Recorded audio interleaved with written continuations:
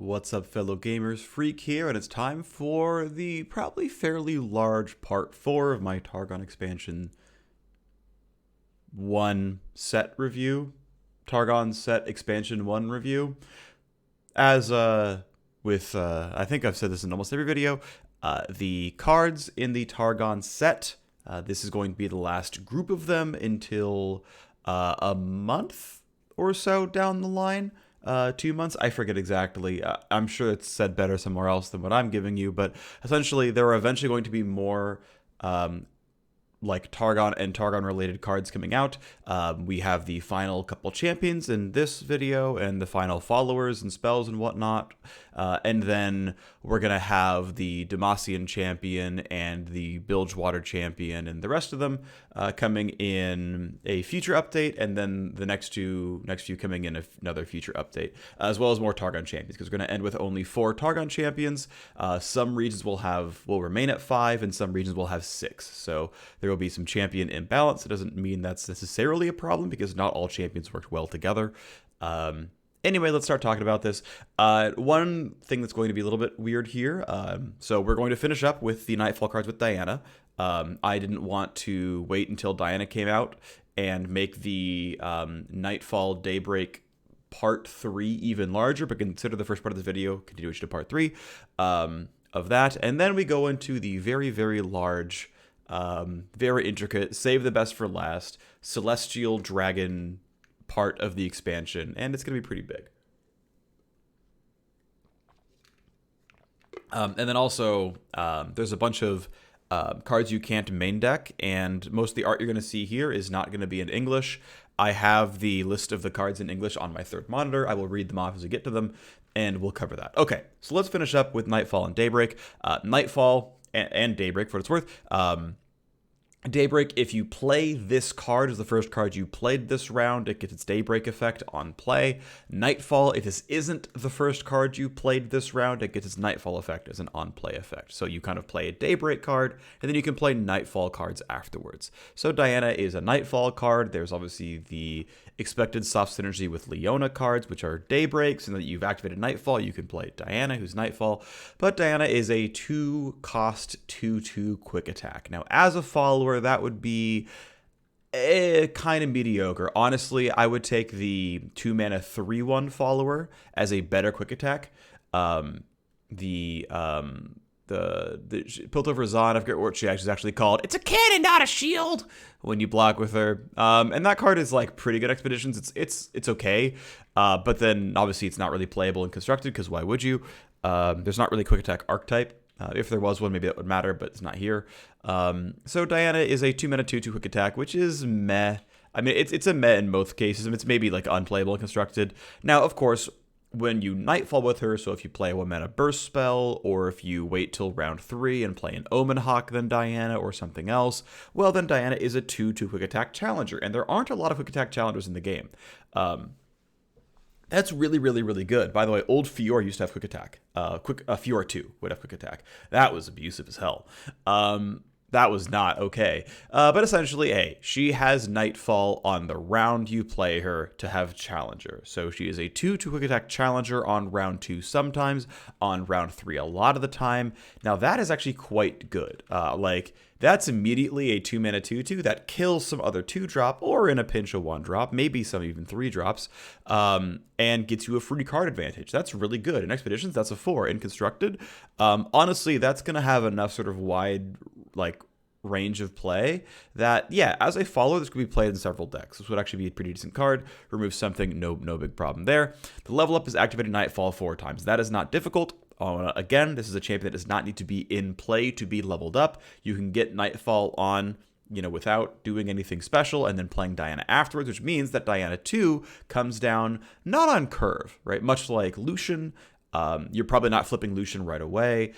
Callista, you could do it with, summoning a bunch of little tokens, having them die, and then hoping that it's like the right round order so that you can then attack next round and whatnot. Some of these champs you can level up fairly quickly. Diana's probably not leveling up till 4 or 5. Maybe more realistically around, 5, 6. Unless you have like a really, really special hand, you can do it early. But regardless, hey, Diana is a 2-mana 3/3 quick attack, which is level 2. I mean, that's quite good, right? That is obviously, as a follower, would be absurd. That would be a 5 in Expeditions. It would be a 4 in Constructed. But okay, again, she is a champion. You have to kind of consider that a little bit, right? Getting to level 2 does take some time. So yeah, but level 2 Diana is clearly worth getting, right? Okay, so what is she doing as a 2-mana 3/3 quick attack? That is very, very good, of course. Which, by the way, is a worse stat line than Lucian, because Double Strike is clearly way better than quick attack, and he has more power. But let's move on.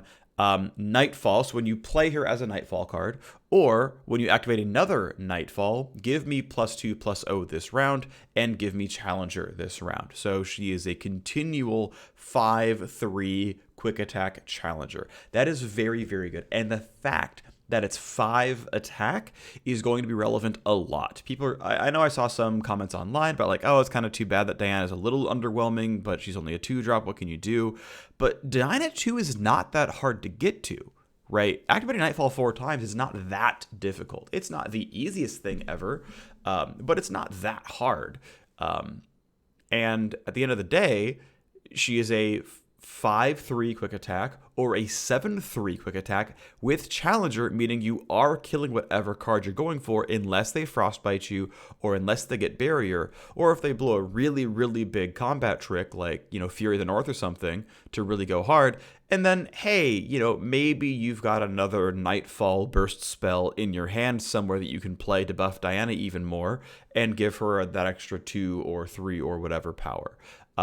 You know, that can be the eventual situation you go for. So, yeah, this is a very, very good card. Constructed, it would be, I mean, if she was a follower, like if you just play this card as this card, this would be a 5. This would be in every single deck. As a champion, honestly, I'm pretty happy with this. Like Diana is seemingly a very worthwhile champion. Again, you do have to play Nightfall around her. So I guess I'm going to put her down to a 3 in Constructed just because you have to, like, this card is not worth playing if you're not playing Nightfall, right? Like, if you're not Nightfall, you are actually never playing this card. But I want to stick with a 3 and not a 2 because a 2 feels incorrect here, to the point where, like, okay, if you see Diana, you're going to have a lot of really good early value. You're going to try to build Nightfall around her. You're going to be really excited to play this card. I'll be honest, probably all my champions are like 4s or so. And that's okay, because I'm not really trying to tier list the champions' decks. I'm not trying to figure out, is a Diana deck better than a Lulu deck? That's not what I'm doing here, because that's way too hard and honestly way too finicky, and there's too many things that I'm just unable to like properly categorize to make that happen. All I'm saying is, look, is Diana a champion to be excited to play in your deck? Yes. Now, does that mean you're going to play Diana over Tarek? I don't know. That's a different topic, right? That's we're now contrasting, you know, are these champions good enough? Are their decks good enough? Who knows? But is Diana good? Yes, she is. So Diana is good. And Constructed, you know, you really have to build into a very specific archetype for this champion to work. That can be okay. I mean, most champions are kind of like that, to be fair. Maybe I'll go back to a 4. I'd probably go back to a 4. This is assuming you're gonna play the synergy cards at all. So yeah, I see this. I think this is a pretty solid card. Okay, so now we go into the rest of the cards that are going to fill out the Nightfall category, and we get Pale Cascade. I don't know what rarity it actually has. I assumed it's common, but who knows? It is a burst spell that gives an ally +2/+1 this round for 2 mana. So it is a slightly more expensive and thus arguably worse Radiant Strike. Radiant Strike is 1 mana for +1/+1, and it is occasionally played. That card is a 3. It is occasionally playable. That's pretty much what a 3 is. It's, you know, in several different decks, it's sometimes in there, sometimes not. It is in the pool of options. For 2 mana, that makes it worse, right? For 2 mana, that makes it worse. However, the benefit is it replaces itself as long as you get Nightfall. And, you know, as we get more and more and more and more and more Nightfall cards, we come to the point where it's like, look, if our entire deck is Nightfall, well, by definition, every round, one card is going to fail to get a Nightfall buff. Like, unless we really have a very well-tuned deck, we've got equal parts Nightfall and not, or Daybreak, whatever.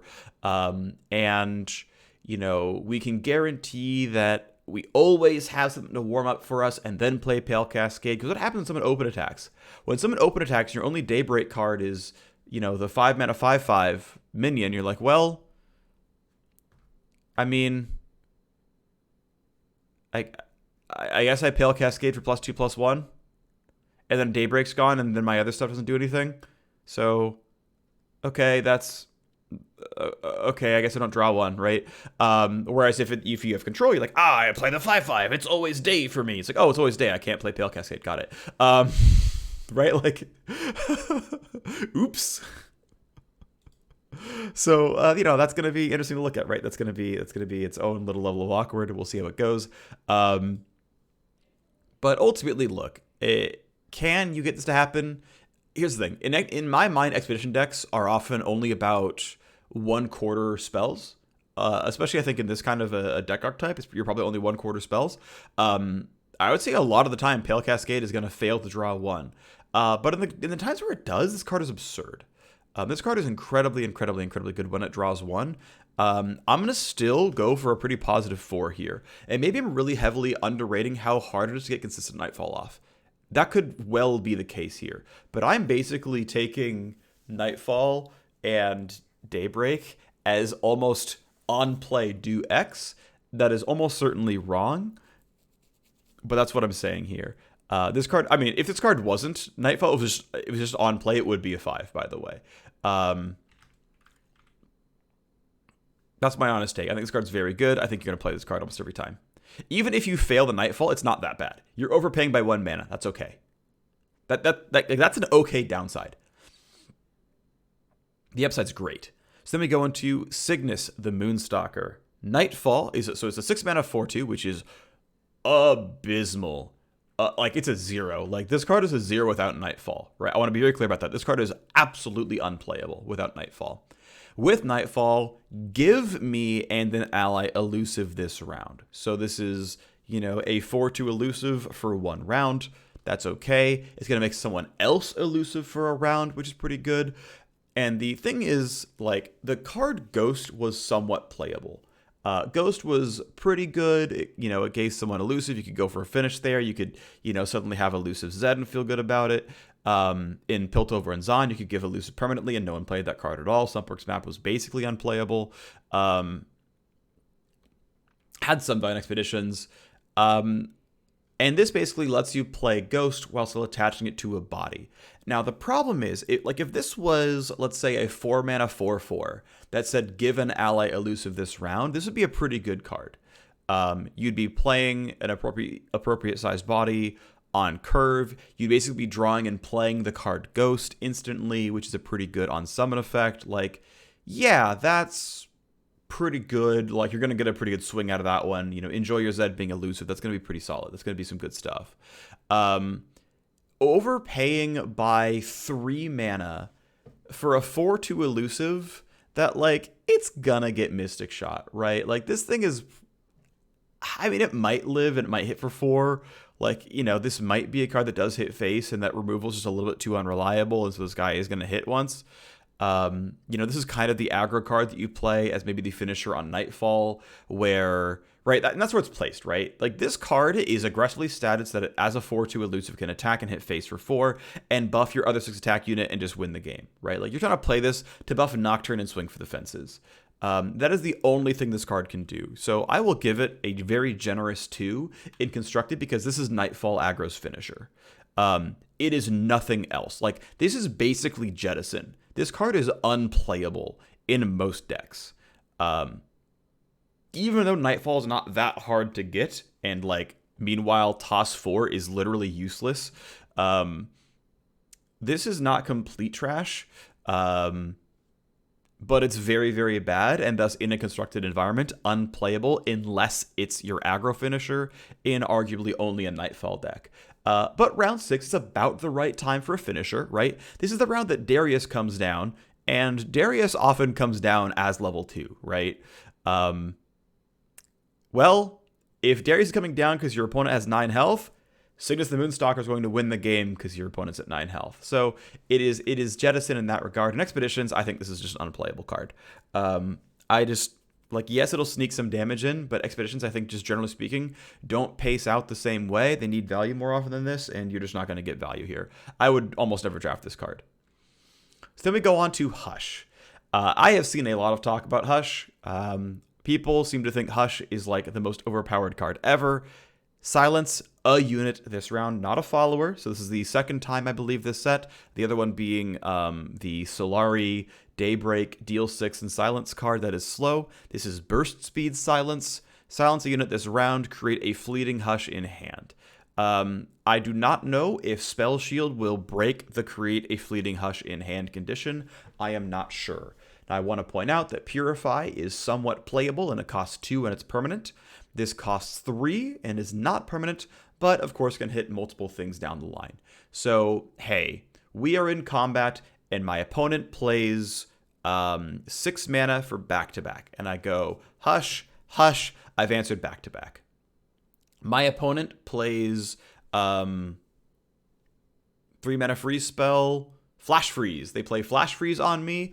I hush my minion. I'm no longer frozen. Let's keep playing. If they also Brittle Steel, I can use my copy of Hush and knock that one off as well. If they riposte, if they Fury of the North, I can erase these things. It also, of course, hits champions. So, hey, by the way, when Sejuani tries to get uppity and goes for the open attack, and they're going to get ready to, like my opponent plays, like, let's say they play Sejuani on round. And I know they're probably going to play Warning Shot. I can hush Sejuani before the fight goes down so that I don't lose my entire board to getting frozen. But hey, I want to point out, by the way, that, well, Hush is never going to stop Swain Leviathan from working.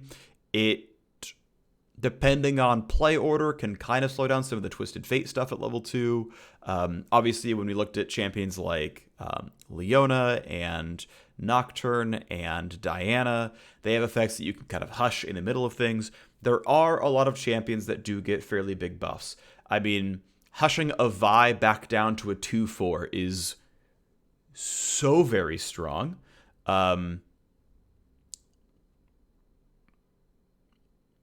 So there is a lot this card can do. Like, to be clear, yes.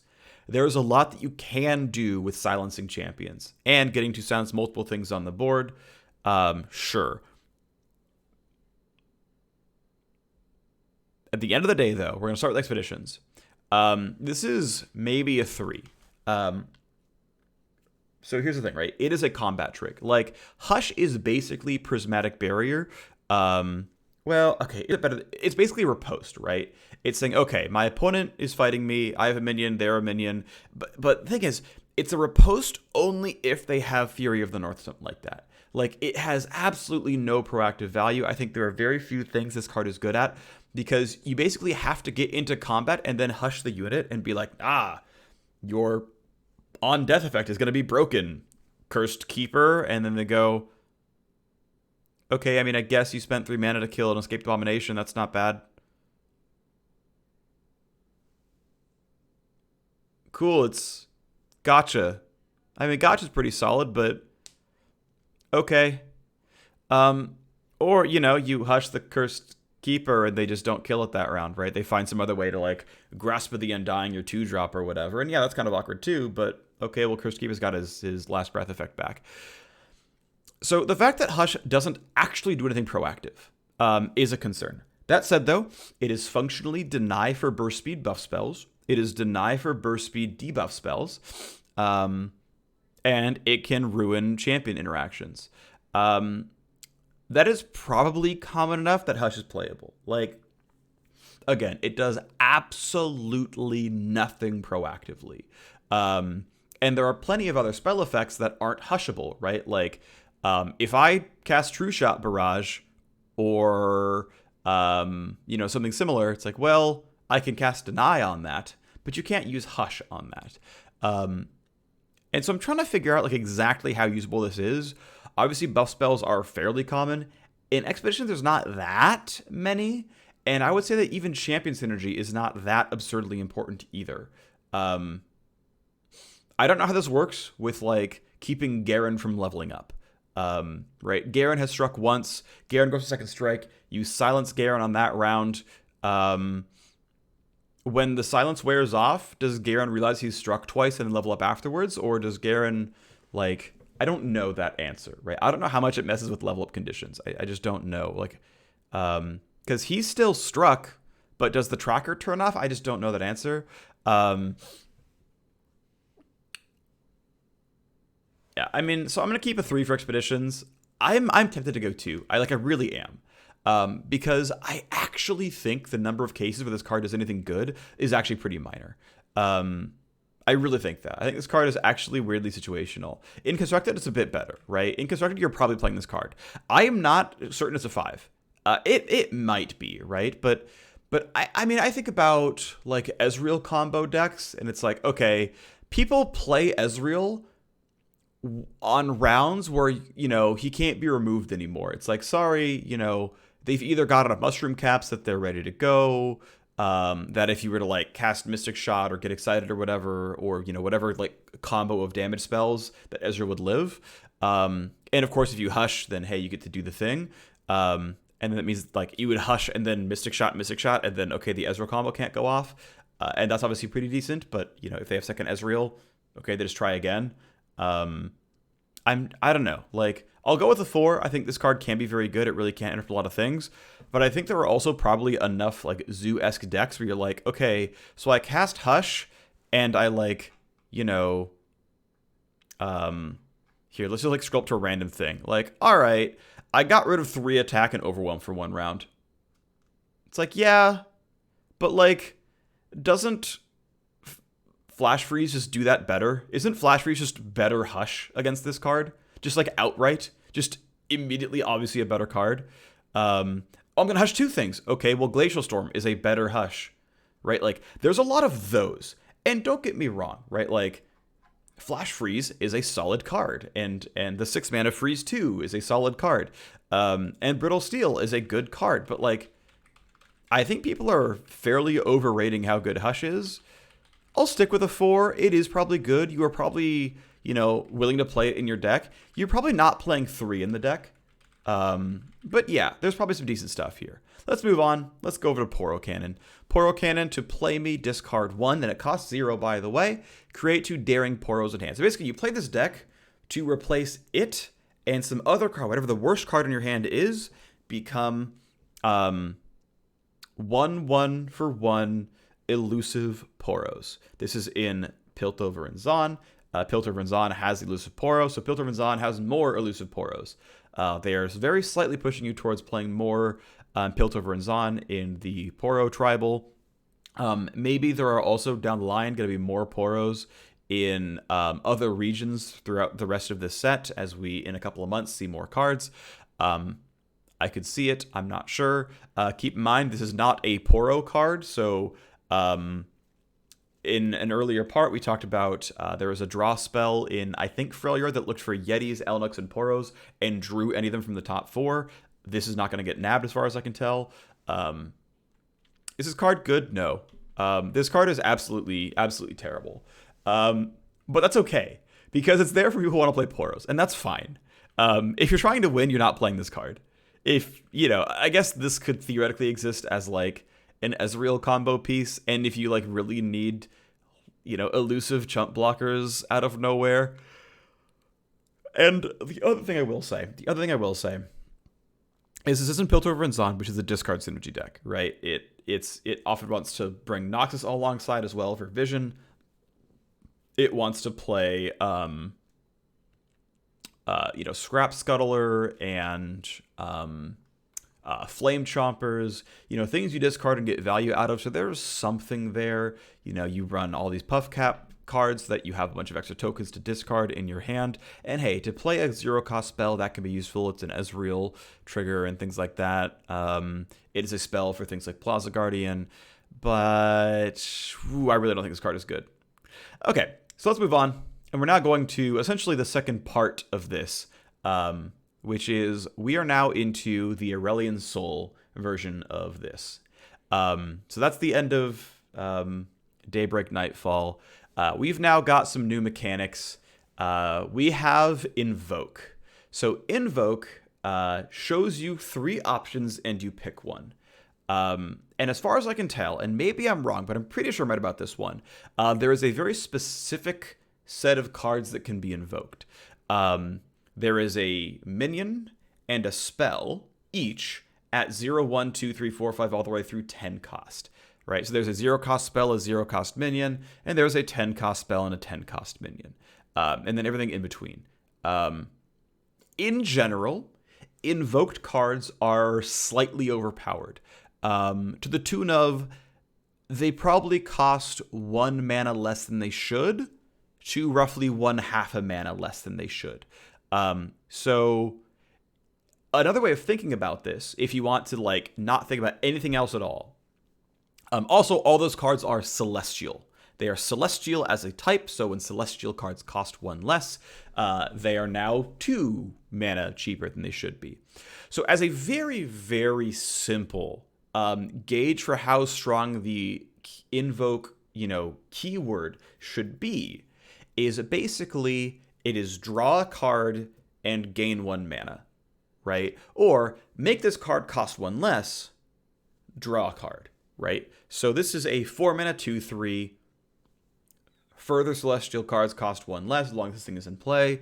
And if I'm an allegiance deck, invoke, right? Draw me this OP celestial card. Okay, so is a 4 mana 2/3 draw a card good? No. Is a 3 mana 2/3 draw a card good? Yeah. I mean, a 3 mana 2/2 elusive draw card was absurd. A 2 mana 2/1 draw card eventually is good. And I would say, yeah, okay, a, vaguely 3 mana 2/3 draw card is solid. And I'm calling it a 3 mana 2/3 because the card it draws is roughly undercosted by 1. So I'm paying 1 mana early for Mountain Scryer, and I'm getting 1 mana back when I develop, because that card should cost 1 more. That's the basic look at it. Now, I also want to say, by the way, that card generation is very slightly weaker than card draw. Almost always, you want your deck to be consistent, and the more cards you see, the more cards you draw and churn through, the more consistent your deck is, the more reliably your deck's thing happens. Right? If you're a Heimerdinger deck and you happen to not draw any of your spells, your deck is useless. If you're an Ezreal deck and you don't draw any of your enemy targeting, your Ezreal is useless. If you're an Elusives deck and you don't get more than 2 elusive cards drawn and all you get are answers, your deck is bad. But if you are guaranteed to see half your deck, you're almost always going to see the parts you care about. So invoking is very slightly worse than everything else. Also, keep in mind, there are 22 invoked cards. So there's another thing as well. There's 22 of them. You're going to see 3 of 22. So if there is a perfect card that you want, your odds are about, and I'm oversimplifying here, 1 in 7 of getting the card you want. If you're like, man, I really wish I could curve out. I really want that 5 mana minion or actually I want that 6 mana minion because I want to play it next round for 5 mana. Well, good luck with that. Your odds of seeing that are about 1 in 7, which means Mountain Scryer is not going to give you a 7 drop that you're going to put down, or a 6 drop you're going to put down in round 5, and voila, we're here. The odds are you're not going to see that. It's actually the rarity when it happens. There's one other point to bring up, which is something that one of the devs told Swim in his stream, is that invoked cards have a sort of sloped probability to them. Essentially, the cheap cards are more commonly seen than the expensive cards. So you actually, and something to the effect of like, I'm paraphrasing the inexact quote that I'm now reciting from someone else. The cheapest cards are 5 times as likely as the most expensive cards. So that's a pretty big difference. Now, I don't know what that means for a 7 cost. That's kind of, upper echelon. It's the top 30%. Does that mean, instead of seeing it 1 out of 7 times, you get 1 out of 10 times? And, you see your 2 drops like half the time? Like, I don't know the exact numbers there, right? I could like spin up a couple of models and try to guess, but I don't know exactly. Either way, what does this mean? Well, it is a 4 mana 2/3. It requires you to be allegiance for the play effect, so automatically I can't give it anything but a 2. Because, by the way, 4 mana 2/3 celestial cost 1 less is not good enough. This is kind of wording stones. And, okay, actually, I'll give it a second, right? If you're really invoke heavy, but you're not allegiance, is this card playable? I mean, maybe, but it's still your base. We're going to. This is an allegiance deck only. Yeah, that's all we're going to say. This is an allegiance deck card, so it has to be a 2. Bannerman is a very strong 2, right? Bannerman had to be nerfed as a 2, like, don't get me wrong. But at the end of the day, it still is only ever in 1 deck. That's just the way it is. And I know that's a flaw of my grading system. I'll probably pick a different one for set 4. But I don't know. End of the day, this is what we're saying. Okay, this is what we're saying. Let's move on. We have Spacey Skecher. All right, so Spacey Skecher is a 1-mana 1/1, which is very bad. I mean, Omen Hawk is a battle cry effect, and it's a body, it's okay. Maybe it turns to 2 and you feel okay about it. Sometimes it doesn't, but okay, it does something. But Spacey Skecher is here, and what does she do? Well, when you play her, discard a card to invoke a celestial card that costs 3 or less. Now, as we mentioned, invoke cards are overpowered, right? So at the end of the day, we are upgrading a card in hand, right? And what's funny is like discard a card, draw a card is already upgrading a card in hand, and we have that, and it's a 2/1. And that card is fine, I guess, right? Because you're getting rid of the least important card in your hand to try to find a better card to make your deck more consistent. This is, I would argue, a better effect than that. It is discard a card to invoke instead, and invoking is almost always better. What's also nice is there are only 8 possible cards between 0 and 3 mana. You're going to see 3 of the 8. So you might see 3 spells, you might see 3 minions, but, you know, you will see something that costs at least 1 mana and that costs at most 2 mana. Like, even if it shows you 3 cost, 3 cost, 2 cost, you will have a 2-drop, and maybe it's a 2-mana spell, but it might be a 2-mana unit. On the other side, if you see 0 cost, 1 cost, you've at least got something you can spend mana on. So pretty okay, pretty solid. And I want to point out that actually there's some combo pieces in here that you really care about, right? Invoking a celestial card that costs 3 or less. You know, there's a 0-mana spell that makes a card in hand cost 1 less. So you can, you know, find your late game bomb, bring it down by 1 mana, and that's okay. It's what you want to see. You want to see this because it's basically mana growth. Okay, so is Spacey Skecher pretty good? I'm going to go with a solid 3 here. Because ultimately, look, a 1-mana 1/1 isn't great. It's not. It's not phenomenal. A 1-mana 1/1 is pretty mediocre. You're kind of sad about it. It's not complete trash, but, like, it's not good. Like, a 1-mana 1/1 vanilla would be a 0. It would be completely unplayable. There's no way you'd play that card. But it turns the worst card in your hand into the best card in your hand. I mean, roughly. Celestial cards are overpowered. Objectively overpowered. I think every single celestial card, with a few exceptions, would be a 4 or a 5. And if you're given the option among 3 of them, you're going to find a good card there. So yeah, this is a good card. This card is playable in most decks. I would say even if you're not playing an Invoke deck, you probably play this card. Because ultimately all your opponent knows is this random card in my hand is one of 8 cards. And you can probably guess I would never pick card 1 or card 2. So it's really one of 5 cards. Or, sorry, one of 6, because there's 2, like, never picks, probably, right? Like, your opponent can kind of infer that.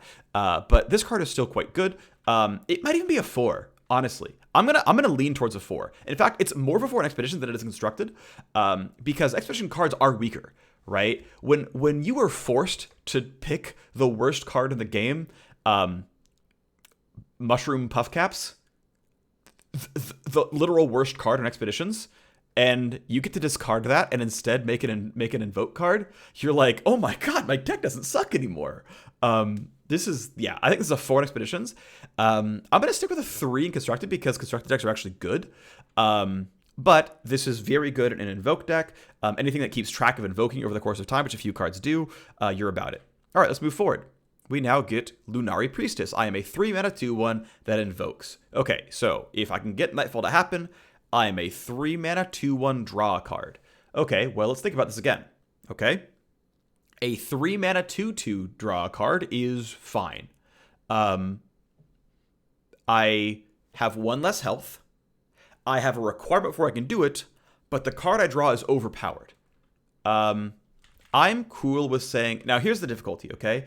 Because the more of these cards you play, like, that are objectively bad... All they've done is put a card in your hand. All they've done is put a card in your hand. And cards in hand, by nature, don't do anything. You have to play them for anything to happen. You have to play it for anything to happen. That means that, by definition, they don't affect the board. They don't give you tempo. They give you card advantage. They give you eventual card quality that will eventually pay off. But if you're getting run down, right? If your entire deck is Lunari Priestess, you will lose almost every game you ever play. Because ultimately, you're going to have a hard time getting there. Because all your cards suck for far too long. That said, I like Lunari Priestess a lot. And actually, I'm going to say something real quick, by the way. Okay, Lunari Priestess is actually going to be slightly down for me. Again, constructed decks, Okay, here's the weird thing, right? So if I'm an expedition deck, if I'm in expeditions, I think getting Nightfall off is harder because I can't tune my deck very well. I might have to wait a while to get Lunari Priestess to play. Like, I might see Lunari Priestess in my opening hand and go, oh crap, I have to sit there and just not play Spacey Skecher. And then round 4, I am open playing a 1/1 and a 2/1. And man, is that a horrible round 4. That is absurdly weak for development on round 4. Yes, it gave me 2 more cards in hand that I can hopefully get some use out of, but like, oh man, does this suck a lot. Like, I'm just sitting here like, oh, my development's horrible. I'm getting overrun by Ash. She's doing 5 damage. She's freezing my units. I can't fight anything off. Oh my gosh, this is scary. I kind of want to downgrade to a 3 only because Nightfall is a little bit tough to get in expeditions. Whereas, like, this is upgrading a good card. This is like, look, the relative card quality of an evoked card in expeditions is higher, but the difficulty of Nightfalling is also higher. In constructed, this is, I think, a half-decent card. I think it's playable. I think we can get there. I think at the end of the day, we're going to be fine. Sorry, there's a random light on my keyboard. Doesn't mean anything to me. Let's move on. But yeah, I mean, this card is certainly playable. You're not clamoring to play Lunari Priestess, I don't think.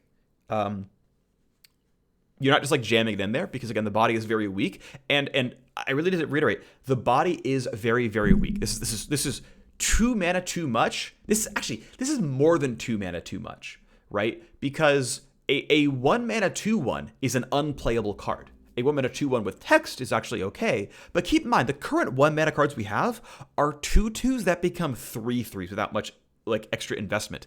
This is bad. This is worse than the vanilla 1-drops we currently have in the game. I am paying 2 mana for that. But it does, again, generate me a card that I care about. So if I am playing a value game, if I am playing for late game, then we're in there. And that's where we can get. I just want to point out, again, like, one of the cards this can generate just simply is 1 free mana. So even if this was a, like this could literally be, if you pick this card to invoke it, this is a 2 mana 2/1 with no text. Okay, that's not exactly true, because it discards something else in the line that you ramp into, but, like, those are some things you can see. That's all I'm saying. Then we go to Solari Priestess, and I think this is actually a better card, by the way. This is, honestly, I'm going to give it a 5 in Expeditions. I'm going to give it a 4 constructed. So the stat line's actually worse, by the way. A 1/2 is, I mean, it's the second worst stat line in the game of non-zero stat lines. 1/1's the worst. 1/2 is second worst. I would say 1/3 is the next, and then maybe a 1/4 is better than a 2/1. But it's really bad. A 1/2 is hot garbage. It doesn't kill anything. It dies to everything. It's really, really bad. But at least it's a body. At least it blocks. At least it's a body. What's great is because you can always reliably play this on round 3. I would say like 95% of the time you can play this on round 3 with Daybreak happening. It is going to get plopped down in round 3. And you're going to invoke a 4, 5, or 6. And that's really good because 4, 5, and 6... That's 6 total cards. You're going to see 3 of those 6 cards. So the odds of getting the perfect card, are 50-50. That's really good. In fact, it's probably slightly bottom weighted, right? So if your perfect card is a 4-drop, it's probably better than 50-50. If your perfect card is a 6-drop, then it's not. But you know what those 6 cards are when you put this card in your deck, right? This will only ever show you 3 of 6 cards. And a random 3 of those 6, but you know the 6, you know the pool. And so when you put this card in your deck, you're like, I know what I'm looking for, I know what I'm happy with, and I know what I'm okay doing. We're in there. And that's what's great, is that means this can do a lot of different things. Because, for example, one of the 4 mana spells is draw a champion, make it one lower cost, and give it +2/+2 forever. You're like, okay, I'm a Fiora deck, and I'm going to run Solari Priestess, and we're going to yoink a 5/5 Fiora, and the odds are about 50-50. This card gives me that option. That's amazing. That's very good. And then, you're playing it really slowly at that point. You're not even playing Fiora until round 5 or so, but still that kind of thing, right? If you need removal, well, that's cool. The odds of finding removal are very, very high. If you want to further invoke, well, don't worry. The 4 mana Minion is an invoke card. This stuff is great. So I think this card is very, very good. In constructed, again, I don't think you play it in literally every card because it's not in an aggro deck. Sure, okay, whatever. Yes, the body is pretty weak, but nah, we're in there. This card is great. It's a 5 in Expeditions. I think you will literally always draft this card when you see it in Expeditions. When you see it in the pool, no matter what deck you're playing, you draft this card. In Constructed, yeah, it's fine. And I know it's kind of funny, right, that I'm like, hey, look, is Invoke 4, 5, or 6 better than Invoke generically? For a 3-drop, probably. Like, for a 3-drop, on round 4, if I bank 2 spell mana, I can play any spell I draw, and I can at least play the 4-mana minion, and otherwise I'm choosing to play the 5 or 6 minion instead.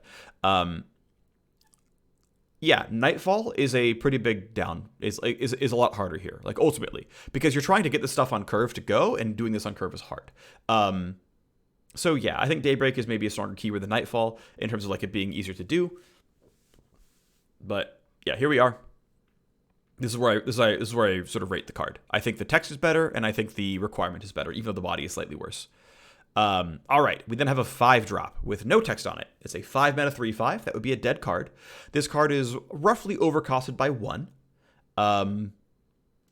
Like a 4-mana 3/5 is not great. Like, it's not a good vanilla body, but you're like, okay, if there's text at all, we're okay with this, right? We don't have to make up for bad text, or like we don't have to make up for this with text. It's like, this body's fine. And this body says Invoke. Like a 5-mana 3/5, I would say is straight up better than a 3-mana 2/1. Like if you maybe pick a body, right? This is the story I go for. This has a stat line of a bad 1-drop. This has a stat line of a mediocre 4-drop. I'm overpaying 1 for this stat line. I'm overpaying 1 for Moondreamer here. And hey, play Invoke. Yeah, we're in there, right? Now Solari Priestess is overpaying by 2. Right? I'm overpaying by 2 and change. I'm overpaying by 1 here. So, like, if Solari Priestess is good, this card's better. I really value Invoke being clustered around. I can play it next round. Right? I'm not getting trashy, 1-mana 4/1 Overwhelm, which is sometimes a bad card.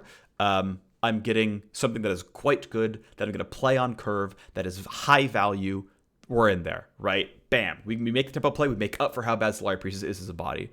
This card, yeah, I'm curious what the odds are that you see a 6+ cost card here, right? Because it's sloped downwards, right? Because, yes, the median cost here is 5, right? There's a bunch of 0 through 4s. There's a bunch of 6 through 9 or 6 through 10s. There's 11, or sorry, the median cost is 6. Wait, hold on. My brain is not working very well. 0, 1, 2, 3, 4, 5 in the middle. 6, 7, 8, 9, 10. Okay, the median cost is 5. I'm not an idiot. Wow, I got it right the first time, then I second guessed myself, and we're back on the board. The median card is 5. Okay, and the probability is weighted towards the low end, which means if it said draw a random card from here, if it drew me a random card, it would give me something on average below 5 cost. But I'm seeing 3 options, and across the 3 options, I probably have decent odds at seeing a 6+ cost card. So this is probably giving me something that's going to be remotely playable on curve. Odds are pretty low. I see a 0, 1, and 1 cost, and they go, well, the card I drew sucks. Game's bad. Moondreamer, yeah, we're going to give it a 5 for Expeditions, because again, card quality in Expeditions is low, so getting OP cards is even more impactful there. In Constructed, I'm happy to play this card. This card is good. It is solid card draw, reasonably costed. This card is good. Let's go to Behold the Infinite. 2-mana burst spell, right? And again, we talked about the fact that these cards tend to cost roughly 1... they cost about 1 mana less than they should. You're getting roughly 1 free mana for playing these cards. So I am paying 2 mana to get 1 free mana. Now, this really depends. Now, I would say, look, I'm paying 2 mana to get 1 mana. That is a 2 in Expeditions. This card is better than some cards in Expeditions. It is not better than most. It's a 2 in Constructed as well, because at the end of the day, look, getting something I really want is going to be unreliable. In Constructed, unless I really want to Invoke, I'm not playing this card. Sometimes it finds you a nice out. Sometimes there's spell synergy. But in general, I am placing the value of Invoking as not quite that high. Like, if it's text on a card, right, it is draw a card and the card is OP. This is a card that just says, hey, replace me with a slightly stronger card. In Constructed, I wouldn't pay a 2-mana premium. Like, if you could main deck any of these cards I know I'm like pointing at my third monitor doesn't help you very much, but I'm just generally pointing at the pool of possible invoked cards. Would you play any of those cards if they cost 2 more? On purpose, even if you could choose the exact cards you wanted, how many invoked cards would you play if they cost 2 more? And I'm saying very few of them. I'm saying almost none of them. And that's if you got to choose to main deck them. So this card is only good if you care about invoking being a thing that you do.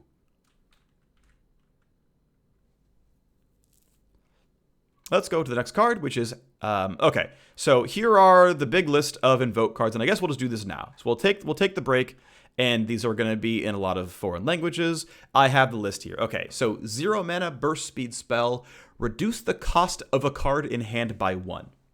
Okay, so this is basically, very cheap Catalyst of Eons. This allows you to cheat things out, of course.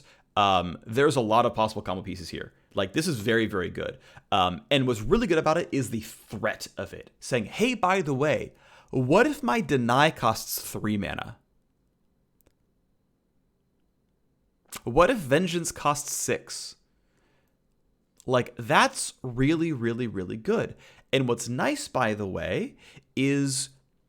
And this is actually one thing that I haven't given any credit to, but I will now that we're talking about these cards and the fact that they are objectively overpowered cards, is Ionia and Piltover and Zon have card cloning, right? Ionia has the 6 mana 4/4, I think, that copies a card in hand. Now, maybe you don't want to pay 6 mana for this, make another card 1 mana cheaper, but you might want to make a card 1 mana cheaper and then copy that card. Okay, I have 3 mana deny. I copy my 3 mana deny. Guess I win? I mean, not win, but like it's good, right? Piltover and Zon has counterfeit copies, where you just jam 4 copies of that card into your deck, and you hope you find them again, and hey, let's go, right? Whatever this card is, it's OP, and I'm going to draw more of it. Shadow Isles, if you have a unit, and there are units, by the way, the one right in the bottom of the screen right there is a unit, you can create an ephemeral copy of a unit in hand, so that, hey, this card is OP, I'm going to make, for 0 mana, another copy of it, and then play that one as well. Card copying is going to be a big subtle archetype here, and this is what you're going to lose, by the way, if you play pure Targon Tribal, where you're just trying to play only those cards, so that you can get the Allegiance benefit online. And it might be that you're playing that with 3x Fading Memories and 3x Mist's Call. And it's like, well, we're that, but I want to point out, by the way, that everything we've seen so far also, that Invokes is a play effect, right? Nightfall is a play effect. Daybreak is a play effect. And when we scroll up to here, it's play to invoke. So unfortunately, you can't miss the call to make more invokes. You have to play to do it. So you can't like generate a bunch of cards out of Dawn and Dusk or Harrowing or things like that. But okay, so as I mentioned, right, these cards tend to cost 1 less than they should in a way. Right? This is this invoke is here's 1 free mana, right? That's pretty solid. Okay. Then we get a 0 mana 2/1 challenger. Yeah, I would totally play a 0 mana 2/1 challenger. I mean, I would in some cases play a 1 mana 2/1 challenger. I mean, think about the way this curves out. Right? A 2 mana 3/2 challenger makes you summon them a snow hare. Right? Like this is a good overall stat line. They don't really give us, stat lines this good. Like if this was, like I said, it costs 1 less than it should, right? Because a 1 mana 2/1 challenger, a 2 mana 3/2 challenger, we don't have any 4 mana 4/3 challengers, things like that. So yeah, this roughly lines up. This feels pretty solid. I'm about it. Is it amazing? No, but it's a 0 mana 2/1. This is a 0 mana Mystic Shot that, yeah, can be answered with Vile Feast or whatever, but like, this is clearly a good card. You are happy to draw this. This card is very playable. This card is main deckable. Okay. The Serpent, by the way, is the name of this card. We then go to Equinox. It is a slow spell, and it is for 1 mana, silence a follower. Silence a follower. Permanent silence, not burst speed, follower only. So it's slow purify. But only for followers. I'm not sure if that's better than Purify. I would probably take Purify over this card. This is maybe the worst invoked card possible. Unless it's mistranslated and it silences a unit permanently. I don't think we have permanent champion silence, so I'd be very, very surprised. So we silence a follower. Okay. Yeah, it's pretty bad. I probably never grab this one. Next up, a 1 mana 4/1 Overwhelm, the Charger. Of course, it's in English, so hey, we did it. Obviously, very, very good stat line. Obviously, you would love this. The problem is I don't feel like aggro decks suit Invoking, because Invoking is such a high price. I'm either playing Mono Targon to play anything remotely close to on curve, or I'm playing 3 mana 2/1s to draw a 4/1 Overwhelm. Yeah, I mean, maybe this card's playable in an aggro deck. And you really hope you can draw the Charger and you go hard. Because there are several very efficient minions. The 0, 1, and 3 cost minion are actually all quite good for their stat line and for their cost. So maybe you do that and you curve out this way. At the end of the day, look, this is a freely generated card. Now, in the case of the 1-drop, it was discarded for, so it's not really completely freely generated card, but obviously you would main deck this card if you could. This would be absurd in an aggro deck, obviously. But there's basically no way you can play this on round 1. I don't think there is a way. Unless you can somehow... Yeah, I don't think there's actually a way at all. So this comes down on round 2, which means Vile Feast is online and Mystic Shot's online and everything else like that. But obviously a pretty solid card, just it's never coming down on round 1, which hurts it a ton. Because an unanswered 1-drop is getting 4 damage to face. That's really, really good. And then it hits again with Overwhelm, and you just got 6 damage out of a 1-drop. That's amazing. All right, we then go to the 2-mana slow spell, Moonglow. Grant an ally. Grant is permanent. +0, +2, and Spell Shield. So we are getting permanent Spell Shield in this set. This is interesting, because Barrier ends at end of round, and the Spell Shields we were seeing earlier, right, with things like Bastion and whatnot, the things we were seeing earlier, we're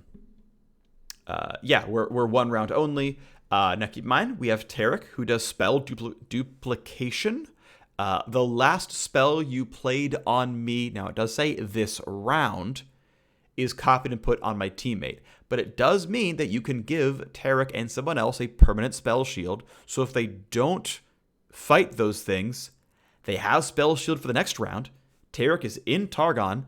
This is a card you totally want to play on Tarek. He's going to be happy about this one, and he's going to go give someone else Spell Shield. And, I mean, good luck getting rid of them when you've got 2 rounds to do so, but it takes 2 spells to kill, and that's just a lot of card efficiency.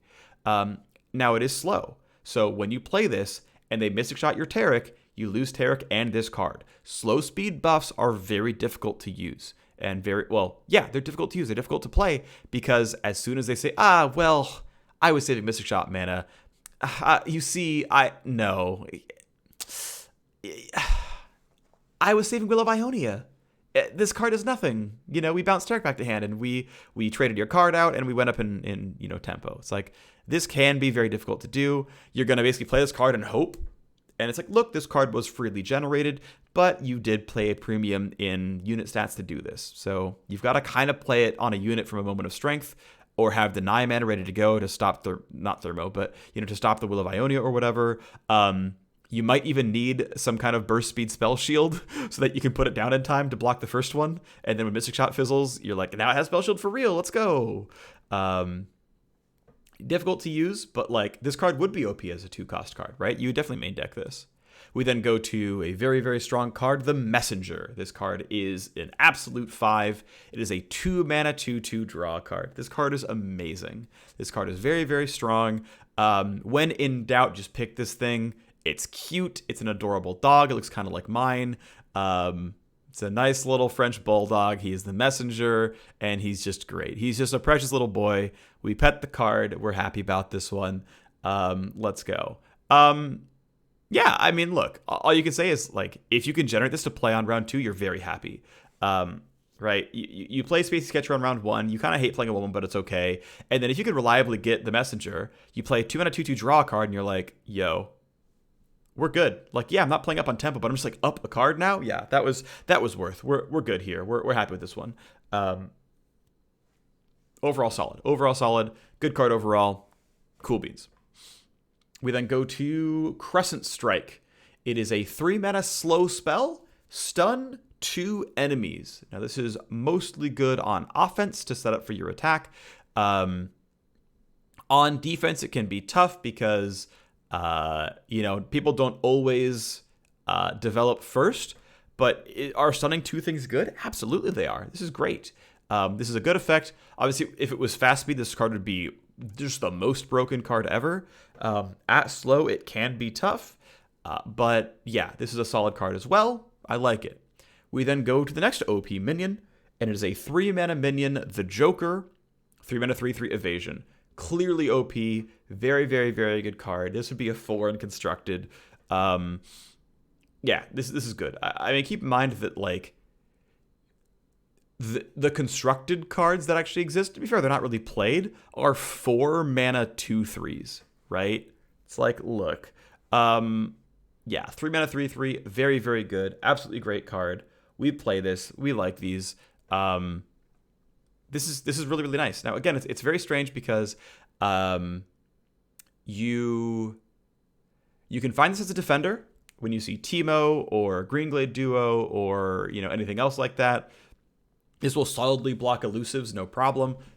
This will get you chip damage in a lot of matchups. This is a pretty solid card. You like it a lot. We then go to another one that's very, very nice as we skip ahead to do a minion first. And we have the Traveler. It is a 4-mana 3/4 play Invoke. Right, so we talked about the fact that a 5-mana 3/5 had play Invoke. This is a 4-mana 3/4 play Invoke. You will always take a 1-mana cut for 1 stat down the line. Absolutely great. This card is wonderful. You would love to invoke this and just be like, yeah, cool. I am, basically it's like, look, you're going down 1 mana by like, okay, I played my Invoke card and then I passed the buck. I just played a 4-mana 3/4 and I re-invoke. It's like, let's try again. Let's roll the dice again. Let's shuffle the cards. Let's draw a new one. But it is basically, it doesn't cost you a card, right? Would you play as a constructed? Absolutely. This would be a 5. I really believe that. Like, 4 is at a spot where you can play a card that doesn't have an absurd board impact. This is good card draw. It draws a good card. If you're trying to find like the really sick bombs, this is one of the cards you're going to see off of the Solari card, by the way, right? You play the 3-mana 1/3 or the 3-mana 1/2. You get this guy, you get the Traveler.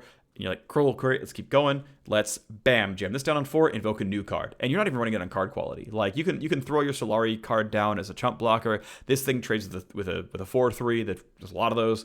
That's fine. So there's other card in my hand, ready to go. None of these cost me a card yet. And you go kind of 2 for nothing in that case. Very good card. Next up, we get a 4-cost burst spell written in stars. Draw a champion. Reduce the cost by 1, grant it +2/+2. So I talked about how I was hoping there was some Trundle synergy, right? The late game card synergy, the mana ramp synergy in the last bit of the Targon cards coming out. And this is the kind of stuff we're looking at here. We're looking at, look, hey, we're going to find a Tryndamere. We're going to find Irelian Soul. Spoiler, that's a 10-cost champion. We're going to get those cards out early. We're going to get a 9-cost Irelian Soul. We're going to get a 7-cost Tryndamere. We're going to get a 5-cost Thresh. And hey, by the way, 5-cost Thresh with +2/+2 is freaking unkillable. Like, how are you gonna handle that card when he's what, a 5/8? He kills everything. He costs 5. He comes down on curve. He one-shots your Garen and just keeps going. Like, oh my gosh! Like, there are some winners here. And Thresh, you throw a bunch of tokens on the ground, you have them all die, you yoink out Aurelian Soul on 6, theoretically, I guess. Whew. Okay, maybe 7? That's still absurd. Still absurd. Still absurd. This card is great. Again, it is a permanent +2/+2, which costs like about 2 mana. It replaces itself. Okay, that's worth 1 to 2 mana. And it reduces the cost by 1, obviously worth 1 mana. Yeah, this is a great card. You would main deck this card. Absolutely. Absolutely you would. This would be absurd to main deck. We then go to 5-cost slow spell Meteor Shower. Deal 4 to an enemy and 1 to another. It is basically specific thermogenic beam. What's nice about this is this card does feel a little awkward. I'm not super in love with this card. What's nice, though, is it does let you choose 2, so it gives you some Ezreal XP, which is nice. If you have ways of making celestial cards cheaper, which we had earlier up down the line, then hey, it's a 4-mana version of the spell. I'm not sure I would play this card on purpose, though. This card feels a bit weak on purpose. Part of what makes it okay, though, as an invoke, though, is, look, when I'm playing my Solari Priestess and I'm saying, okay, show me a 4, 5, or 6, you can say, you know what? They played Callista. I'm gonna have a hard time killing Callista next round. I'm gonna grab Meteor Shower and just Meteor Shower Callista. Like, that's where this card is good, right? Is I banked 1 spell mana, I invoked this on 3, and I play Shower on 4. It's, you know what? I don't have enough removal right now. Let me take this card. I think this card benefits from being part of the invoke mechanic, because I wouldn't play this card in a main deck. But I would play in a case where it's like, look, I don't have options. I just need something, and this card it does a very specific thing. It does a specific thing for you, that is only good in certain game states, and you can grab it in those game states. So I think it's an okay inclusion, but this is not an always grab. All right, now we go into some of the beefier characters, the beefier units. I have a 5/5 challenger for 5. Now, this is not that great. Obviously, again, it generates a free card. That's nice, but this is why I think some of the cards are only half a mana more efficient, because we have some very good cards that are challenger with like their appropriate stat line, right? Laurent Protégé is a 2/4 challenger for 3. Fiora is a 3/3 challenger for 3. And sometimes people play Fiora just like as the unit, and it's just there to be a 3-drop, a good 3-drop to fill out the curve. This is a solid 5-drop to fill out the curve. Sometimes Fiora is playable, level 1 Fiora, as a follower, which means sometimes the warrior is playable as a follower. This is, again, not a card you can main deck. This is one of the generated cards. It's fine. Again, it's just like, yeah, okay, is it gonna round up my mana curve? Then cool, here we are.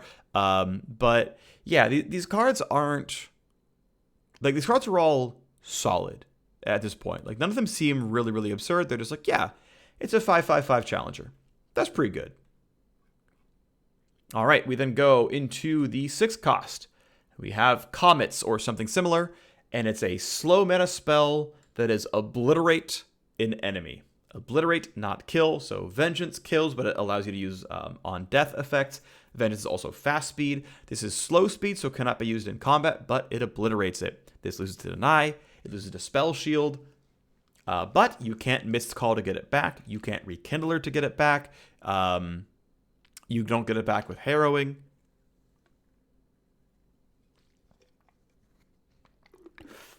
And it's an enemy, not a follower, not a champion. It's any of the above. It is obliterate. This is, in most cases, a weaker version of Vengeance. Straight up, it's weaker Vengeance. The fact that it costs 6 is certainly nice. It helps against mostly Shadow Isles. Otherwise, you don't really care. Really only Shadow Isles, right? Like, who else cares but Shadow Isles that things die but are not obliterated? I can't think of any other like meaningful parts here. Theoretically, like, Lucian levels up off of things dying, not getting obliterated. Like, there's some very, very minor things here.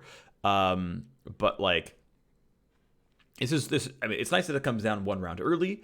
It's nice, by the way, also that, like, people can't predict you have it. Because, like, when you invoke a random card, what are the odds this card shows up? Even if it was equal weight, it's 1 in 7. And it's not. This is 1 in 10, 1 in 11, 1 in 12. Did you even see this card? So they can't play around it. It's impossible. This is one of the values of these like situational, kind of slow speed, random effect spells. Is they are basically impossible to play around unless it was bracketed. Now, I will say the Solari Priestess shows me a 4, 5, or 6 cost. So the odds of seeing this are about 50-50 out of Solari Priestess. That's relevant, right? That is something that you will look at and say, oh, okay. But what's nice is Solari Priestess is showing us on the 5 cost and the 6 cost spell that I have removal as an option. I play Solari Priestess. I'm probably seeing Meteor Shower or Comets. I'm probably seeing it. So, yeah.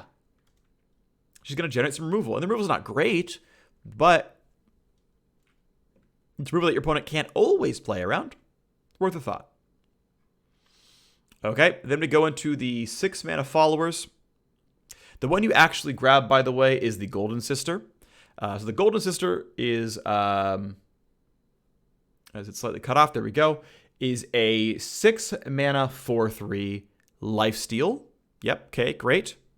When I am summoned, summon Silver Sister. And so Silver Sister is a 4/3 elusive. 6 cost doesn't matter that much, although if we're doing things like Ethereal Remitter? No, it's the other one. It's the one that makes something cost 2 more in Shadow Isles. Kill an ally, make it cost 2 more. This will turn Silver Sister into an 8-drop. That's obviously great. Shadow Isles can kill and respawn this to generate free 4/3s out of Chronicler of Ruin or Mist's Call in some cases. Fiora, I'm not sure which one it would grab. Not Fiora, sorry, Callista. I'm not sure which one it would grab. Maybe it's random. Maybe it's the one who died first. I don't know, but they are the same cost and the same stat line. I don't know, but you'd really hope it's the golden one, obviously. So for a 6-mana minion, you're getting 8/6 worth of stats, half lifesteal, half elusive. This is very good. I think this card is very, very good. This is one of the cards that I would main deck. This is a 4 or so in main decking. Maybe even a 5 because it's just so much value. And all the tricks you can do with Golden Sister. This is great. I love this. This is very, very, very, very good. As with everything else, it is Celestial. These cards are all Celestial. If you have ways of making Celestial things cost less or make them come out early, boom, there you go. Yes, this is pretty solid. It's 2 bodies for 1, and the bodies are good enough that like you can nuke them, but you're going to require 2 nukes to do so. Or I trade up against 2 things with 4 power, and I'm up in cards that way either. So it's really, really good. I like this card a lot. We go to the next one, and we get Cosmic Inspiration. Cosmic Inspiration. If you behold a Celestial card, which, by the way, everything I invoke is a Celestial card. So as long as there's a Celestial card that I've played or held in hand, this card is playable.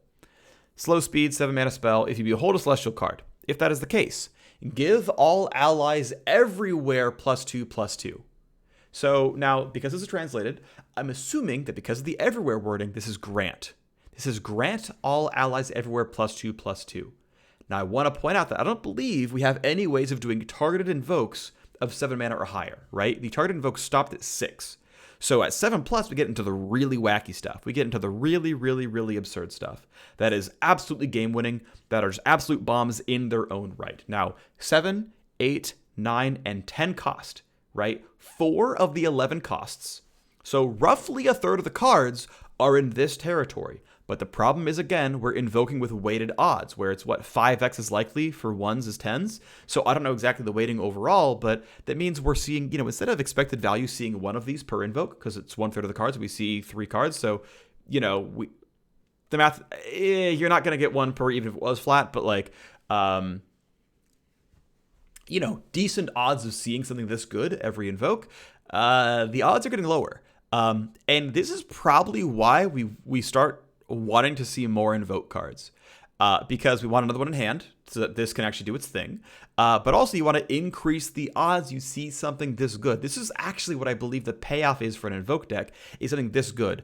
Permanent +2/+2 grant is very strong, and we're not done. Restore all spell mana. So you have to bank up to 7, but once you've done it, once you've played Cosmic Inspiration and you've granted all allies everywhere +2/+2,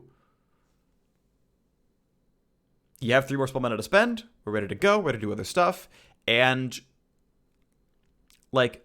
this comes out...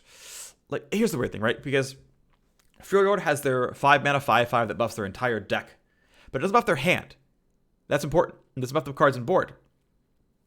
That's important as well, right? How much of a premium would you pay for that affecting your hand and your board? Because otherwise you can't get those buffs out in any amount of time, right? This actually affects the board instantly. In the same way that a 5/5, of course, affects the board instantly. But the fact that it also, at the end of the day, only costs 4 because you get some spell mana back is also pretty meaningful. You can get this as early as round 4, by the way.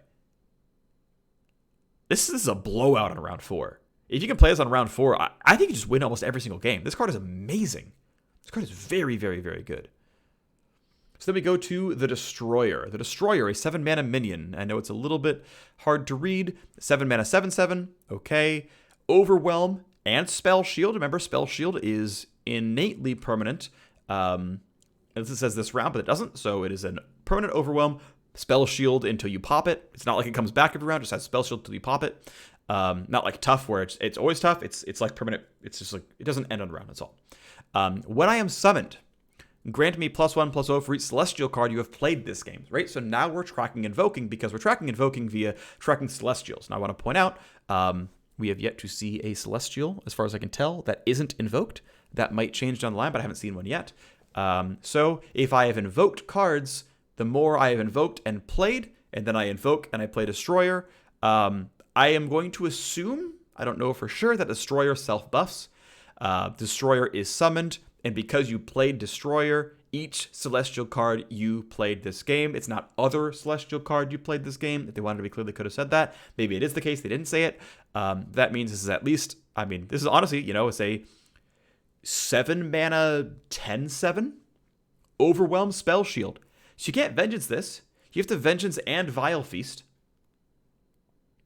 And hey, by the way, if you're playing Mist's Call, well, I Mist's Call this back. You're out of mana, and now it's it's still a 10/7 because I didn't play it a second time.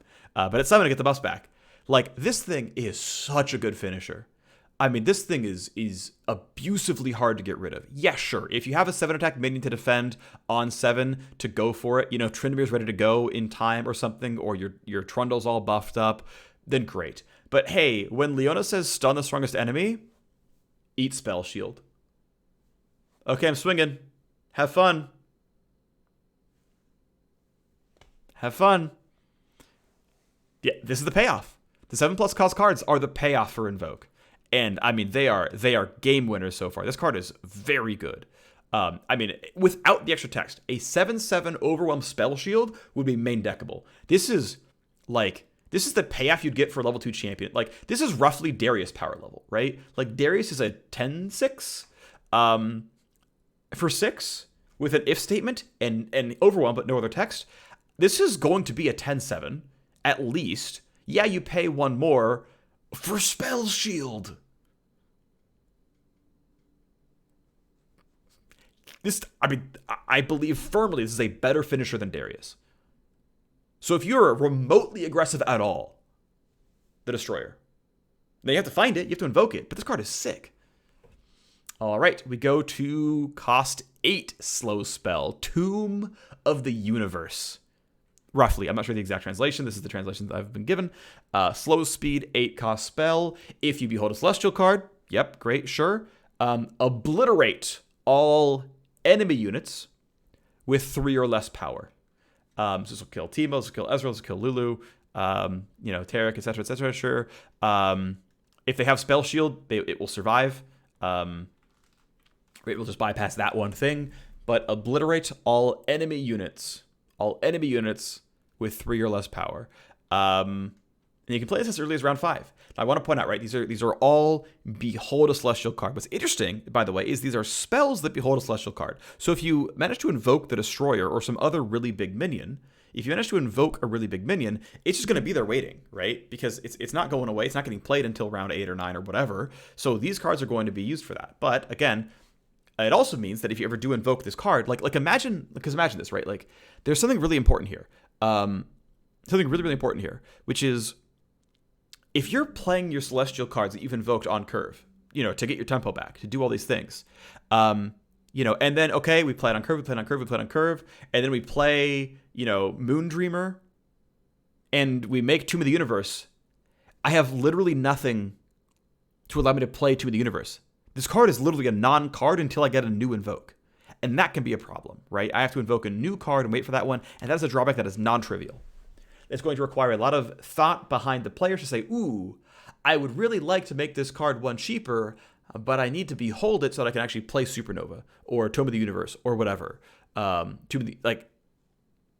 That's a difficulty, right? And that is a downside of these cards. That is a penalty. That is a punishment of these cards. That can be fairly difficult to do. Be careful of that. Worth thinking about. Okay. But obviously, very good effect, right? Playable as early as round 5, which is, I think, you know, kind of the best time to use it. This is, I would almost say, one of the weaker ones.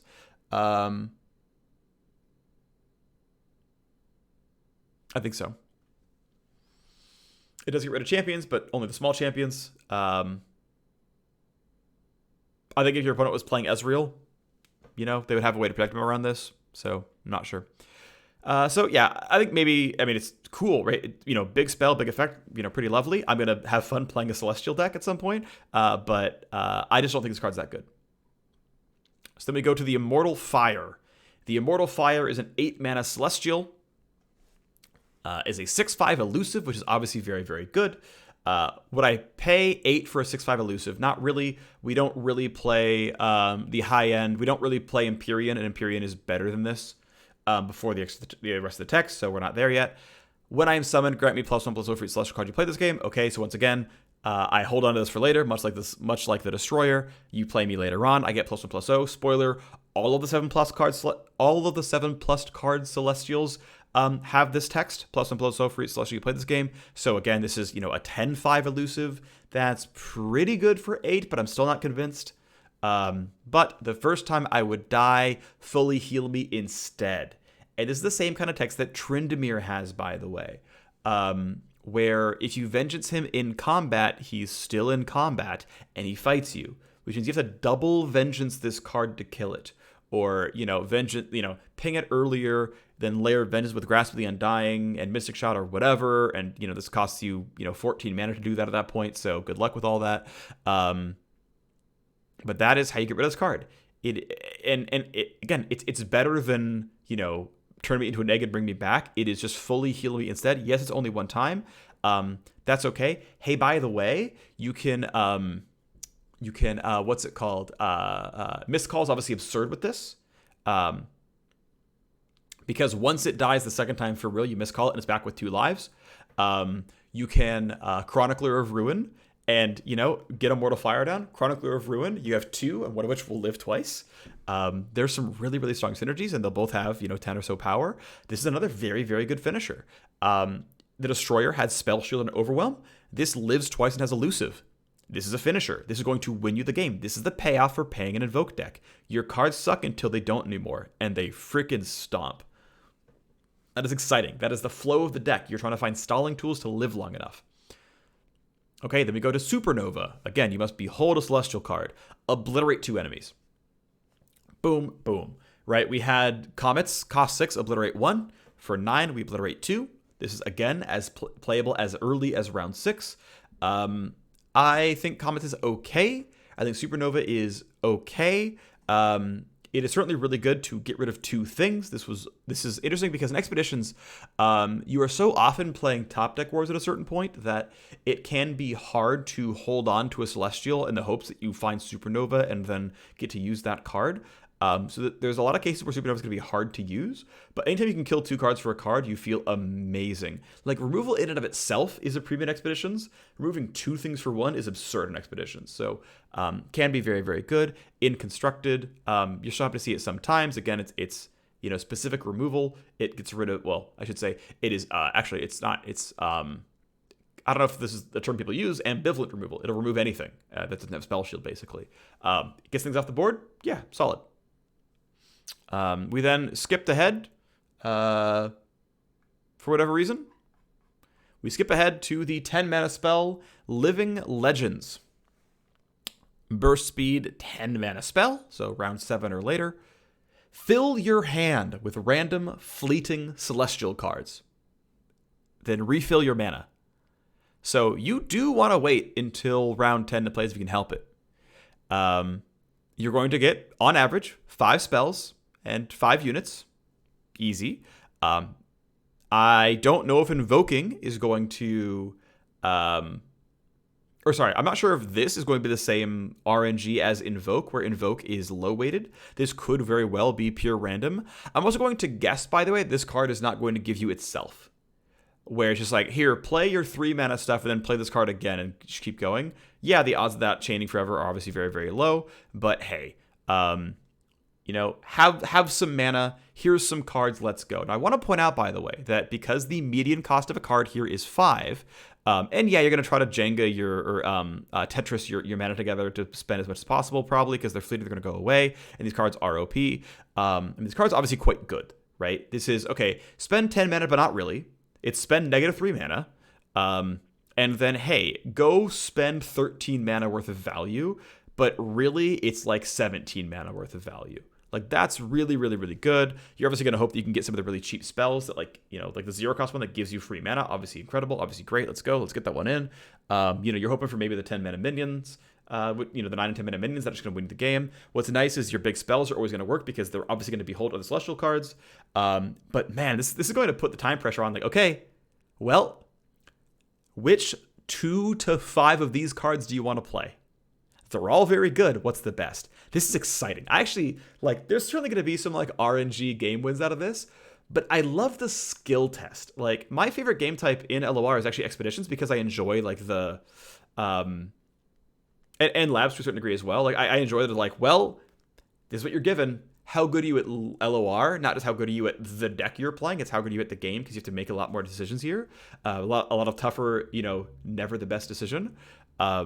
And so I love this. I absolutely love this card. This is maybe my favorite card in the entire set, because this is just cool. I'm a big fan of this one. Big fan. Yeah, they definitely made a fun archetype with Invoke. Okay, so let's move on. The Scourge, 10 mana, 10/10 challenger. Okay, big old card, big boy. Let's go. When I'm summoned, of course, grant me +1/+1 for each celestial card you play this game. Okay, I'm a 10 mana, 15/10. Let's go. What else are we doing here? Well, when I attack, give other allies +2/+2 and overwhelm this round. So the buff is not permanent, but basically, and the Scourge, by the way, other allies is also not going to have overwhelm, right? So they are each taking different keywords. We have an overwhelm, we have an elusive, we have this guy who is challenger. So far, we have different keywords for every unit that are on the high end. The big game winners. And hey, this is better Cytherea the Bold, of course. Very solid card. Allies are basically going to live through their attacks because they're going to get extra health, and they're going to overwhelm. So what's funny is your opponent realistically will never have enough good blocks. They can't have enough good blocks. So on the one hand, if they block nothing, they probably lose the game because your 3-ish other units all have combined a 6 more attack, and that's probably lethal, right? Additionally, your 13/10 attacks their biggest blocker, which means it probably kills it and lives. We're in there, it kills it and lives. We're happy, we're doing the thing, we're going to run over this game. You don't have a good blocker for the rest of my army, and then the rest of the army comes across, and says, hey, by the way, if you block me with something small, I overwhelm you. If you block me with something big, I traded up against you. This is obviously a great card. I'm not sure if I actually like it more than the other big bombs, but obviously it's meant to be a game winner. And it would do so. I mean, this card would be pretty good main decked. What's kind of nice is you can wait to try to pick this card off of Invoke once you're seeing yourself into late game, right? Like, if you Invoke on round 1, you're like, let's not grab this, let's grab something playable. But if you Invoke on round 8 and you're like, okay, yeah, we lived long enough, let's grab the Scourge. That's kind of the nice thing about Invoke, right? Is, yeah, you're going to see it kind of rarely, right? This is going to be the least likely seen card in the game. But you grab it when it's time. All right, then we have a new Celestial. We have the Great Beyond. The Great Beyond. When I am summoned, grant me +1/+0 for each Celestial card you played this game. Also, I am a dragon. A dragon is another archetype, beyond just Celestial, beyond elites and whatnot. When I am summoned, give me +1/+0 for each Celestial card. Okay, great. 9 mana, 8/8. Okay, 9 mana, 12/8, elusive spell shield. Okay, so much like the Destroyer, which was Overwhelm Spell Shield, or the Immortal Fire, who was elusive, I'm elusive Spell Shield. I am hard to get rid of. Yep, I'm going to go ruin your day. Also, I have a new keyword, and this keyword is Fury. It's this thing right here in the middle. Fury basically says, let's scroll down so you can see the stats more easily. There we go. Good enough. Best we're going to do. Fury says, when I kill another unit, give me +1/+1. So if it's in minion combat, we're in there. Now, in general, Fury tends to be mostly on things big enough that they 2-hit your Nexus anyway. I think Fury is going to be a slightly overrated mechanic. Because at the end of the day, this is going to come down with 12 power regardless. Going to 13 doesn't change a whole lot. Occasionally it'll matter, yes, of course. Occasionally your opponent's Nexus is at 13, and you got blocked once, now you have 13 power, and now you're ready to go, and thus here we are. Yes, that will happen to a certain degree. Of course it will.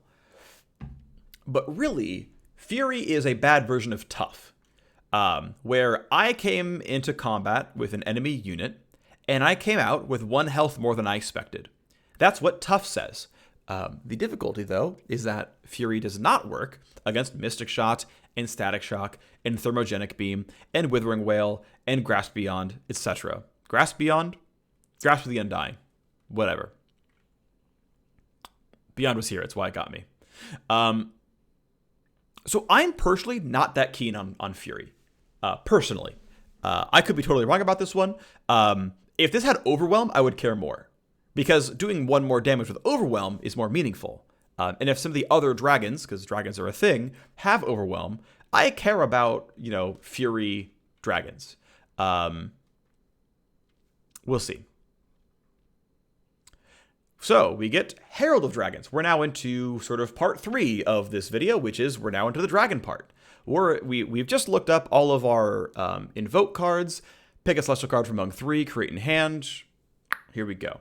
So now we're on to the dragon part of the game, right? We have a dragon. This is the link. Here we go. Herald of Dragons. Dragon allies cost 1 less. So I am vaguely wording stones, but instead of being a, 0/4, or there's the Freljord one that beholds an 8 cost and says, don't worry, I'm beholding an 8 cost. We're in there. Dragon allies cost 1 less is scary because it means you might not behold an 8 cost anymore. It might be a 7 cost. That can be scary. But Dragon allies cost 1 less. You're beholding them in some of the other situations because you're probably playing Freljord Dragon Ramp. Like that's probably the deck archetype you're playing. Let's move forward though. Okay. Herald of Dragons, Dragon allies cost 1 less. Okay, cool, great. So yeah, I mean clearly it's a week 1 drop, it's a week 2 drop. The stats aren't there, but it is free mana, and if you can cheat something down early, if you can get a 6 drop on 4 because you have wording stones in this, then it's all worth it, and you came out ahead. So that's the goal, right? You're trying to find the way for that to happen. So for example, here we are. We have a 4 mana 4/4 with Fury. That, hey, by the way, we play this on 2, we play this on 3. How many 3-drops fight a dragon? Not many. How many 3-drops survive a 4/4? Not many. So Herald of Dragons, it's the 2 of 2s. It is absolutely only playable in a dragon deck. This card is absolute trash if it's not in a dragon deck. Is it good in a dragon deck? Probably. This card is probably getting played in every dragon deck. This card is getting played in every dragon deck because I think you really want them to cheat out early. That is kind of the point. Now, I will say there's a caveat here. Again, I think you're playing Targon Freljord as the duo, and you're trying to find some kind of ramp, and this is competing with the other ramp cards, right? This is competing with Wording Stones, it's competing with Catalyst of Eons, it's competing with the Freljord card that we reviewed very early on that I called bad Wording Stones. So, we'll see. But White Flame Protector is a 4 mana 4/4, which is, that's okay. It's a 3 with Fury. It has a keyword that can be useful. It can get big. It can be, it can eat one thing and then keep going. It also means that, man, do you not want to attack with a 2/2 ever because you're just going to make this thing grow and it's going to become a 5/3 and you're going to be sad about it. And these are the kind of cards, by the way, that you actually want to support, that you want to give Challenger or specifically vulnerable to.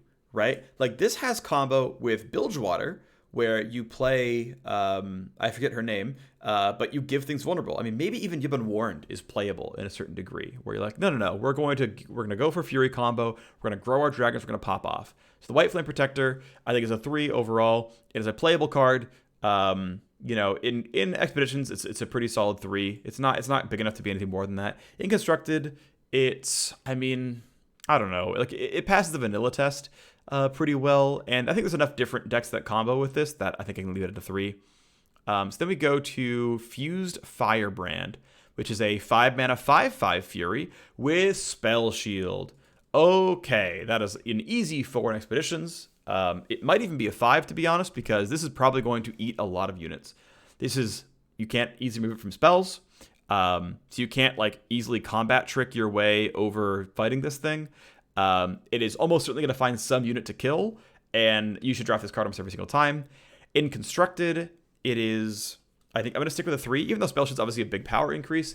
It's still not the kind of card, especially now that you're going higher and higher into cost, where you're like, oh yeah, I'm just going to jam this into my deck out of nowhere. It doesn't do enough for that. We have another dragon, and here we go. Here's more of the things we're wanting to see here. It is a 4/5 for 5 Challenger and Fury. And by the way, this is actually in Demacia. I just realized. I didn't realize I wasn't reading it through. There's a single Demacian card that we've seen so far. I don't think I've seen any others. I could be wrong. Yeah, I don't think I've seen any of the Demacian cards yet, but there's a Demacian Dragon. And so what do we get out of this one? It's a challenger, right? Because Demacia has a challenger. And this is good. Like, here, I want to point out, by the way, Screeching Dragon is basically Vi. I want to be really clear about this one. Screeching Dragon is Vi. Right? It has functionally 5 health in minion combat. When it's done fighting a minion, it gets 1 health back. And its health grows over time and it has challenger. Screeching Dragon is Vi. And Vi is very, very, very, very, very, very good. This is a 5 in Expeditions, and it's a 4 in Constructed. You just jam this card into like every Demacia deck. It's almost a 5 in Constructed. Because it is a lot of removal. Now, the only downside is, yes, it can't kill the 5 health units the turn you play it without some kind of buffs like War Chefs. That's the downside. But this is the kind of card you want to combo into support decks. Like, if you're going to play Targon support, Targon has dragons, Demacia gets a dragon, this is going to be an all-star in that deck.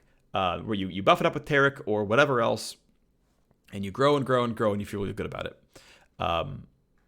Maybe if you use Firebrand as a 4 in Expeditions, I think it's not quite a 5. Because this is a 5. This is an absolute 5. Oh yeah, this card's so good.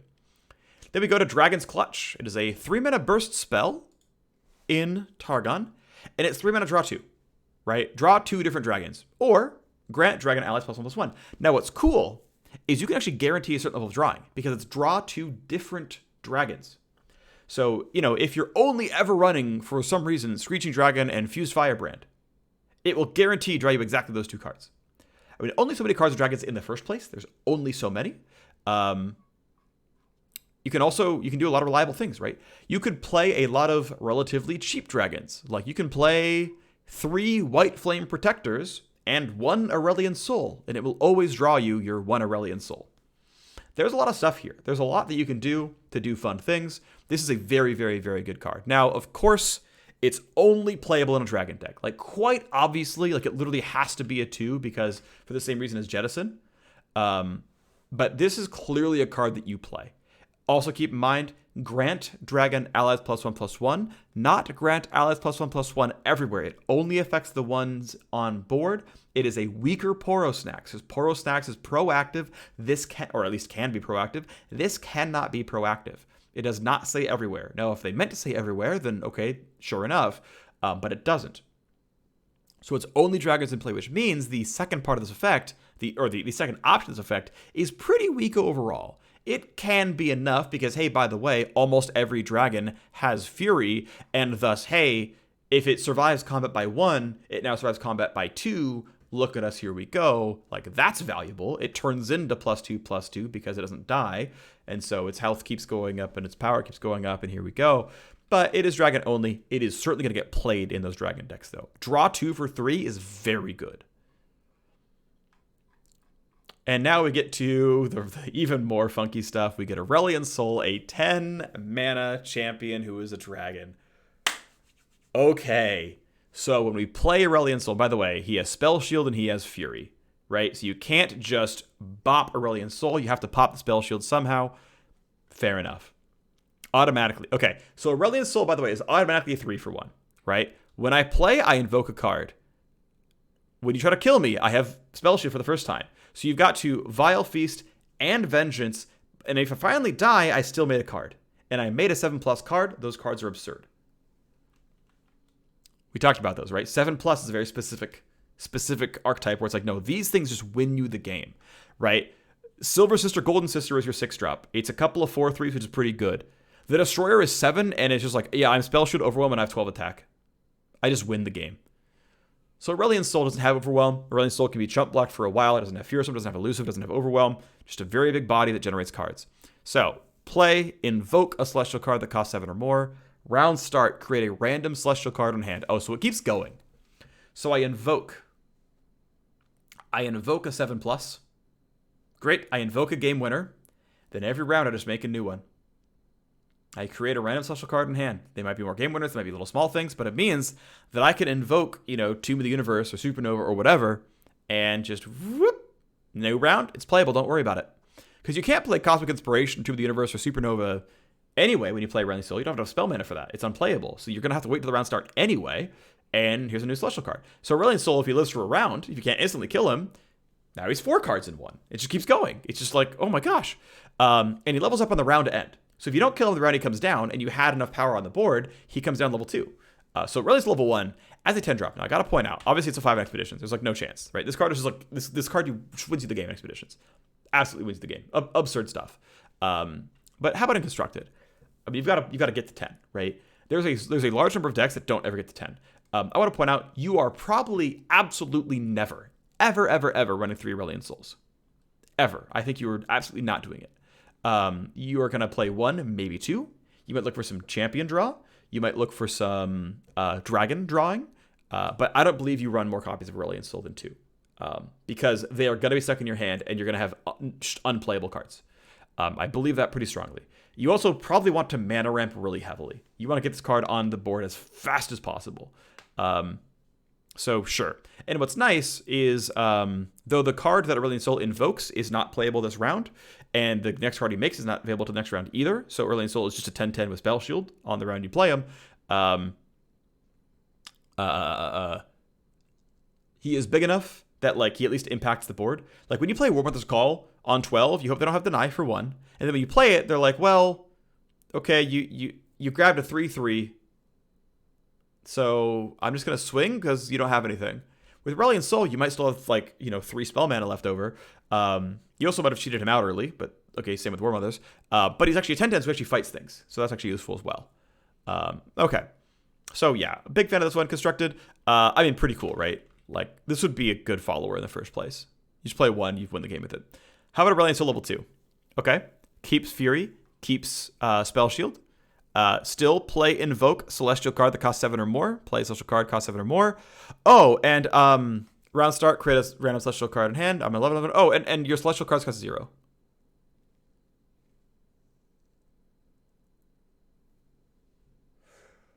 Whoo! That's obviously a huge one. That's a huge one. That's so big. Now keep in mind, right? He invokes a Celestial that costs 7 or more. 7, 8, 9, 10. There are 8 total possible cards you could get. There are 8 possible cards in the Invoke. You get 3 options among the 8. And if you get Living Legends, it costs 0. By the way, like literally, you play Irelian Soul for 10 mana. He's already level 2 because the first one died or whatever reason. You invoke Living Legends. Your opponent tries to do a thing. You refill your mana with Living Legends, which costs 0, by the way. You fill your hand with Celestial cards, who cost 0, by the way. And you just like play, I mean, how many non-slow speed spells are there, by the way? So I'm going to count through them. 0 cost burst. 1, 2, 3 are slow. 4 is burst. 5, 6, 7, 8, 9 are all slow. So for what it's worth, Celestial cards are not reactive. The only ones that are at high speed is Moonlight, reduce the cost of a card in hand by 1. Not really inherently that reactive, but it can be because you could say, oh, you actually want to hold on to this one, by the way, for a while and say, okay, well, when do I need 6 mana Vengeance? When do I need 3 mana Deny? Let's wait till I need one of them. Bam, here we go. But then Written in Stars is draw a champion, which, okay, if you already have the other champion, that champion might be a burst spell, so okay, you can spend 4 extra mana to get Flash Freeze, but that seems bad. So you're not really doing anything reactively with Irelian Soul, but here's a 0-cost slow spell, here's a 0-cost unit, here's a 0-cost slow spell, here's a 0-cost unit, here's a 0-cost slow spell, here's a 0-cost unit. Yeah, you just, like, he just wins you the game. Irelian Soul, like, it's not a 5, it's a 4. I mean, it's a 5 in Expeditions, obviously. This card is like a game winner. Games go that long, it's fine. You really do want to try to cheat Irelian Soul out early. I would be shocked if Irelian Soul's primary deck was not Mana Ramp, which is Freljord. This is just so good. Like, this is such a game-winning card, right? Absolutely massive stuff. And of course, we're not done. We have a few more dragons left to go, so let's go talk about these. Inviolus Vox is a 5/6 for 6 Fury, which is pretty bad. But when an ally with Fury kills an enemy for the first time each round, create a random dragon in hand. Now, I am not sure on the wording here. I'm not sure if it's for the first time for each ally, or once per round. Right? Because when an ally with Fury kills an enemy for the first time, or when an ally with Fury kills an enemy for the first time, right? Like, those are different sentences with the same punctuation and grammar. I think it's you draw 1 card per round at most. That is what I think this actually is. And I don't actually love this card. So you have to have other Fury cards in hand. And by the way, 6 mana 5/6 Fury it's okay. Like, it's probably a 3 because there's a lot of like random 3/3s and expeditions that you can kill. What's nice is in Viola's Vox counts itself, right? Like, this card will also, this is an ally with Fury, so this card kills 1 thing and draws a card. That is pretty solid. And maybe it should be a 4 in expeditions as a result. Just like as another, 6 mana bomb that just kind of wins you the game if it happens. But create a random dragon in hand. Okay. I don't believe it can ever create champions, so you can't give you Irelian Soul. Sorry, I was actually something weird on like the edge of my eyelid here. But yeah, I mean, I don't know. I kind of want to go with like a 2 here in constructed because I just don't actually, I'm not really a big fan of it, to be honest. So let me go to the Sky's Descent. The Sky's Descent, I believe, is also Irelian Soul's spell. Or if you have multiple copies of him, which you really shouldn't in most cases. But it's a 15 mana slow spell, so you must at least have 1 thing in play to make it playable with a full, set of mana. But hey, I'm a slow spell. Deal 15 to all enemies. Enemies does not include the Nexus. It would say if it did. Enemies only means units. But cost 2 less for each dragon or celestial ally you have. Keep in mind, every single invoked minion is a celestial, and we've seen a lot of dragons that cost, 4, 5, 6, 7, up to, Aurelian Soul 10. There's a decent number of dragons out there. With a full board of 12 of these things, 6 of these things, this would cost 3 mana, right? So if you somehow have an entirely full board of celestials and dragons, hey, you have 3 mana to destroy all life, all enemy life. That's a bit unrealistic, obviously, but okay, cool. My brain goes 3 and 3 here. And ultimately because Celestials and Dragons are wide enough, I don't feel comfortable giving it a 2. You can bet there's going to be a lot of people doing a lot of math, constantly counting, okay, how much does Sky's Descent cost here? And Sky's Descent is slow speed, right? So if I, Grasp of the Undying your 4/3 dragon, I know that's going to make Sky's Descent cost 2 more mana before you can play that card. But if you already put Sky's Descent on the stack, it's too late. The mana's been spent. The card's already there. Of course, Deny is good. Of course, Spell Shield can keep certain things alive. But this just outright clears the entire enemy board and virtually nothing but They Who Endure and like Tryndamere and Nivea. So basically the Freljord lives through it. Which is kind of interesting, actually. That Freljord, I mean, I guess, and the Shadow Isles. Like, if I was going to pick regions that would for some reason survive cosmic horror, I mean, Shadow Isles makes sense. And for some reason, Freljord, I'm like, yeah, you know what? You do that. I believe, yep, absolutely. Meanwhile, Demacia, just, actually, you know what? They can Prismatic Barrier. Like, literally, it's like, the stars above are exploding. Lex goes, here's my W. And I guess everyone's alive. It's cool. No, okay, I need to see this meme. It'll exist at some point, I'm sure. It's who would win? It's literal stars exploding and one shieldy boy, and it's just Bright Steel Formation. Because Bright Steel Formation is like, yeah, I don't care. Go ahead, descend, skies. And you're just like, yeah, we're good. That's kind of funny to me. Actually, it is kind of funny to me. So there you go. There's actually a decent number of like ways to answer it, and I just kind of find like the lore of that interesting. Like, this is like completely unfathomable cosmic power, and it's like, don't worry, our shields are shiny. It's made of bright steel. It's amazing to me. I love the implications of that. Okay, still a fun card though, right? Obviously, it's over the top. I would almost want to say 900 just to be stupid, but that would almost be too stupid. I think 15 feels suitably large, I guess. But yeah, like they who endure should be like, no, I'm just like a bunch of bodies sewn together like an abomination, and I just like survive the skies descending. All right. I think a 3 is reasonable though. Like, I'm going. No, I have to go for a 2. It's too situational. This card is unplayable too often. So we get the Infinite Mind Splitter. All right, I'm an 8 mana 8/8 with Fury. I am a dragon. When I play, pick 2 enemies.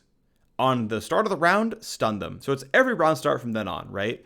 Obviously, with a summon effect, this breaks. You have to be able to play it from hand. You have to play an 8 mana 8/8 that does nothing but be a body when you play it. That is fairly weak. However, if this card doesn't die, and again, it is basically tough in minion combat, it says, hey, I am too big for most of your units. The things that were big enough, I have stunned forever. Go lose the game. I mean, this is a game winner. Like if this comes down on round 8, you probably just won the game if they don't have Vengeance. So this is a 5 in Expeditions. In Constructed, it might be there as well. Because this will still ruin the day of a couple units. I mean, it comes down a little bit late, right? So, you think about like Yone or Mina Swiftfoot, like even though you can like replay them back into hand and, you know, the stun isn't permanent, it's like, well, look, this comes down, and if you don't win the game, I do. It's like, well, if you don't win the game or remove this, right? To be clear, right? This just like loses to Vengeance. Like, I think this card is actually pretty bad and constructed. Because, you know, if you don't Will of Ionia or Vengeance or some other thing, this gets rid of your only 2 blockers that could fight this thing and then kills your other units by itself. And you just outright win the game when this card comes down. In a low removal environment. In a non-minion combat, right, in a minion combat only win condition environment, which is like 80% of all expedition decks, 90% of all expedition decks. I don't think this is good enough for Constructed. I mean, maybe it is, but like this is so slow that I have a hard time believing it. So let me go to Star Shaping. So Star Shaping is a 5 mana burst speed spell. And we are finding more late invoking. We're finding more late invoking, right? The 7+s are all game winners. You know, fill your hand, do big stuff. The units all end the game for you. Again, the odds of you seeing 3 spells and not any of the game-winning units is pretty low. I don't know the exact odds. It's probably around 10%. So odds are Star Shaping is going to find you the cards you want, right? So Star Shaping is a 5 mana burst speed spell that says, hey, invoke a celestial card that costs 7 or more, and then heal an ally or your nexus for 5. And this comes down on time. Like, this is solid, okay? So you can play this as early as round 3 if you need to for like a clutch heal. Obviously, losing the tempo means you probably still lose to the aggro deck. If you need the clutch heal, you probably still lost. So like, if you're playing this on round 3, you probably still lost. But it is a way to like spend spell mana if you're like, you know, just in between rounds and you don't have anything really playable. It's like, oh, I can just jam this spell out, it's fine. You can also play it to like, hey, it can help keep Aurelian Soul alive or any of your other big dragons. Like, there's some synergy there, right? Although dragons plus massive late invoke is too much late game and probably not a good deck. This is one of the things, by the way. We'll sum it up later. Okay. So Star Shaping. Invoke a celestial card that costs 7 or more. Heal your ally or your nexus for 5. So I like this, right? So obviously, Health Potion is heal 3 for 1 mana. This is heal 2 more for 4 more mana, but it's generate an overpowered card. And what's nice is generate an overpowered card. Here's the weird thing, right? So Star Shaping is, right? Star Shaping is functionally just meant to be one of those cards, right? It's like here. It's actually just meant to be the Great Beyond or the Destroyer or the Immortal Fire or the Scourge or whatever. It's just meant to be that card.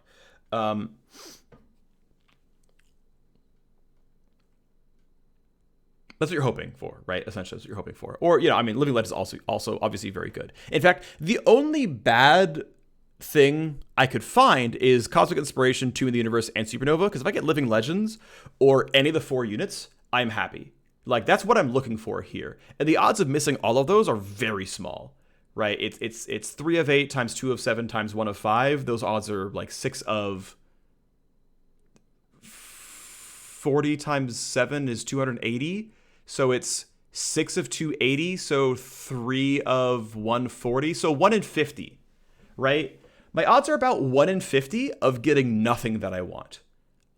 Those odds are absurdly low. 1 in 50. We're good here. Star Shaping is going to very reliably get you what you want.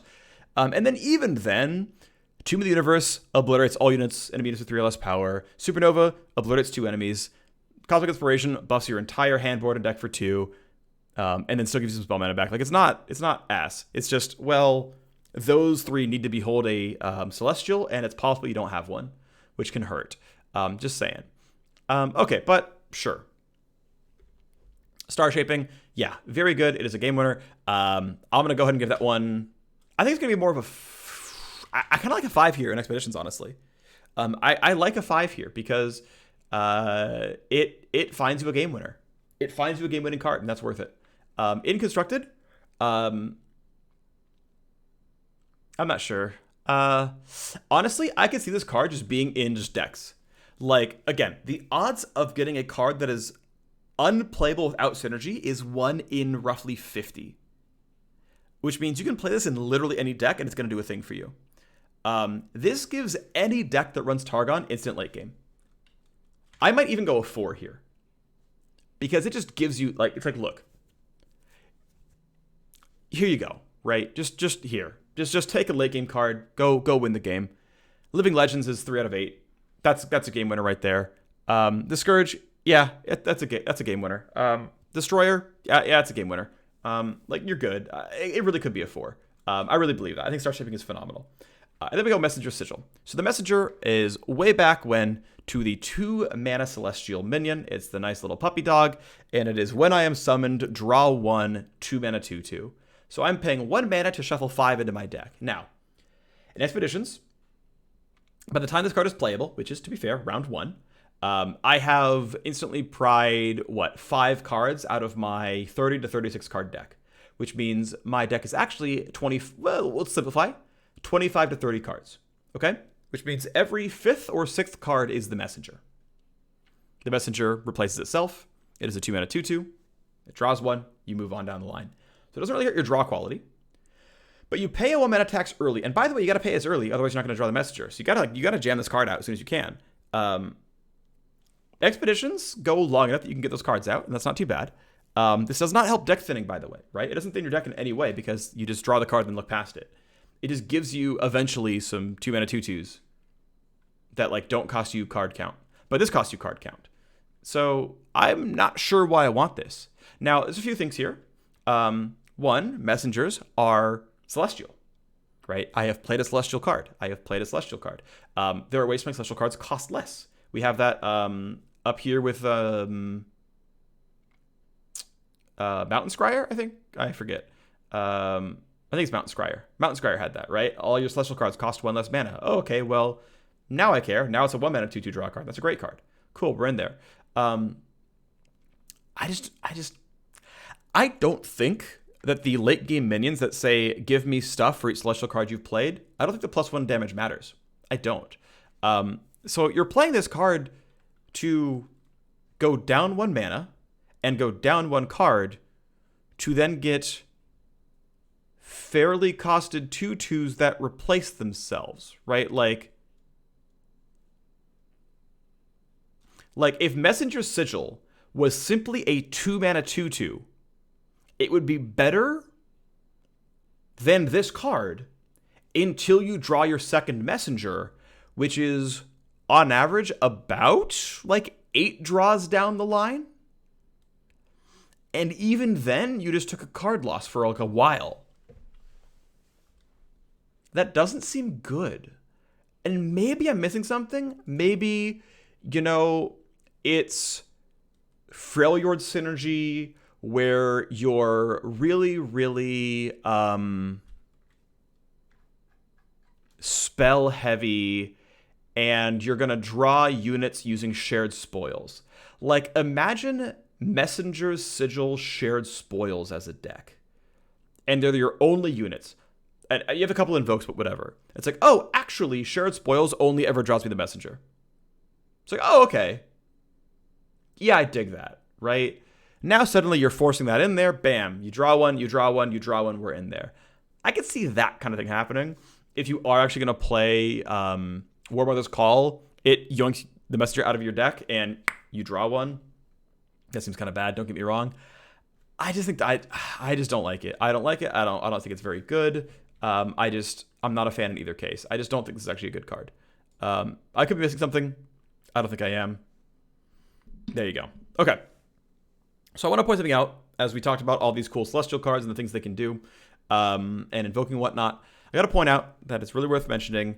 Your deck can only ever be 40 cards, right? And also the way that mana curves work is, and this is a mistake that lots of players make, I've made plenty of times and eventually learned to do a bit better about it, is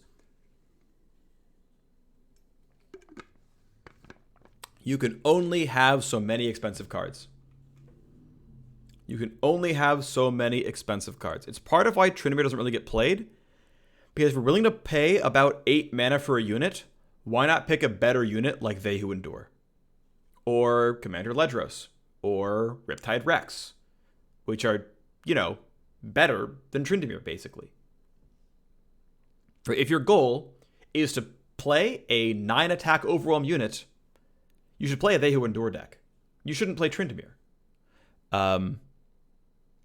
That's the right. That's what that is. And to be clear, you know, if I'm getting excited about playing the Destroyer, this really nice 7/7 Overwhelm for 7, that is objectively weaker than They Who Endure in most games of They Who Endure. The benefit is, okay, I have Spell Shield. That's cool. But, you know, whatever. There's something there for that, right? There's something to be said about that, of just playing, you know, generic, fairly big bodies that, you know, I played in Viola's Lux, and you thermoed it for 6. And, okay, I mean, we traded a card for a card. We traded 6 mana for 6 mana. You know, I didn't really lose here, but you know, sometimes it just, you know, doesn't quite feel good enough, you know? Generally speaking, like, the way you build a good deck in a card game is you want to cheat in some way. You want to be unfair in some way. You know, the Vanguard Bannerman just gives you 3+3/+3 buffs. It's a 4-mana 6/6. That card is unfair. Ezreal instantly wins the game if he's level 2 and you have 7 spells in hand. It's just unfair. The game just ends. It's just over. You can't even react to it. It's just unfair. You just lose outright. Yeah, Undying Anivia, just like, well, I get 3 Anivias on the board. They all deal 2 to everything, and you can never kill the Anivias because they all turn into eggs afterwards. It's just unfair. You just lose. My combo happens, and you just lose. I draw random dragons sometimes.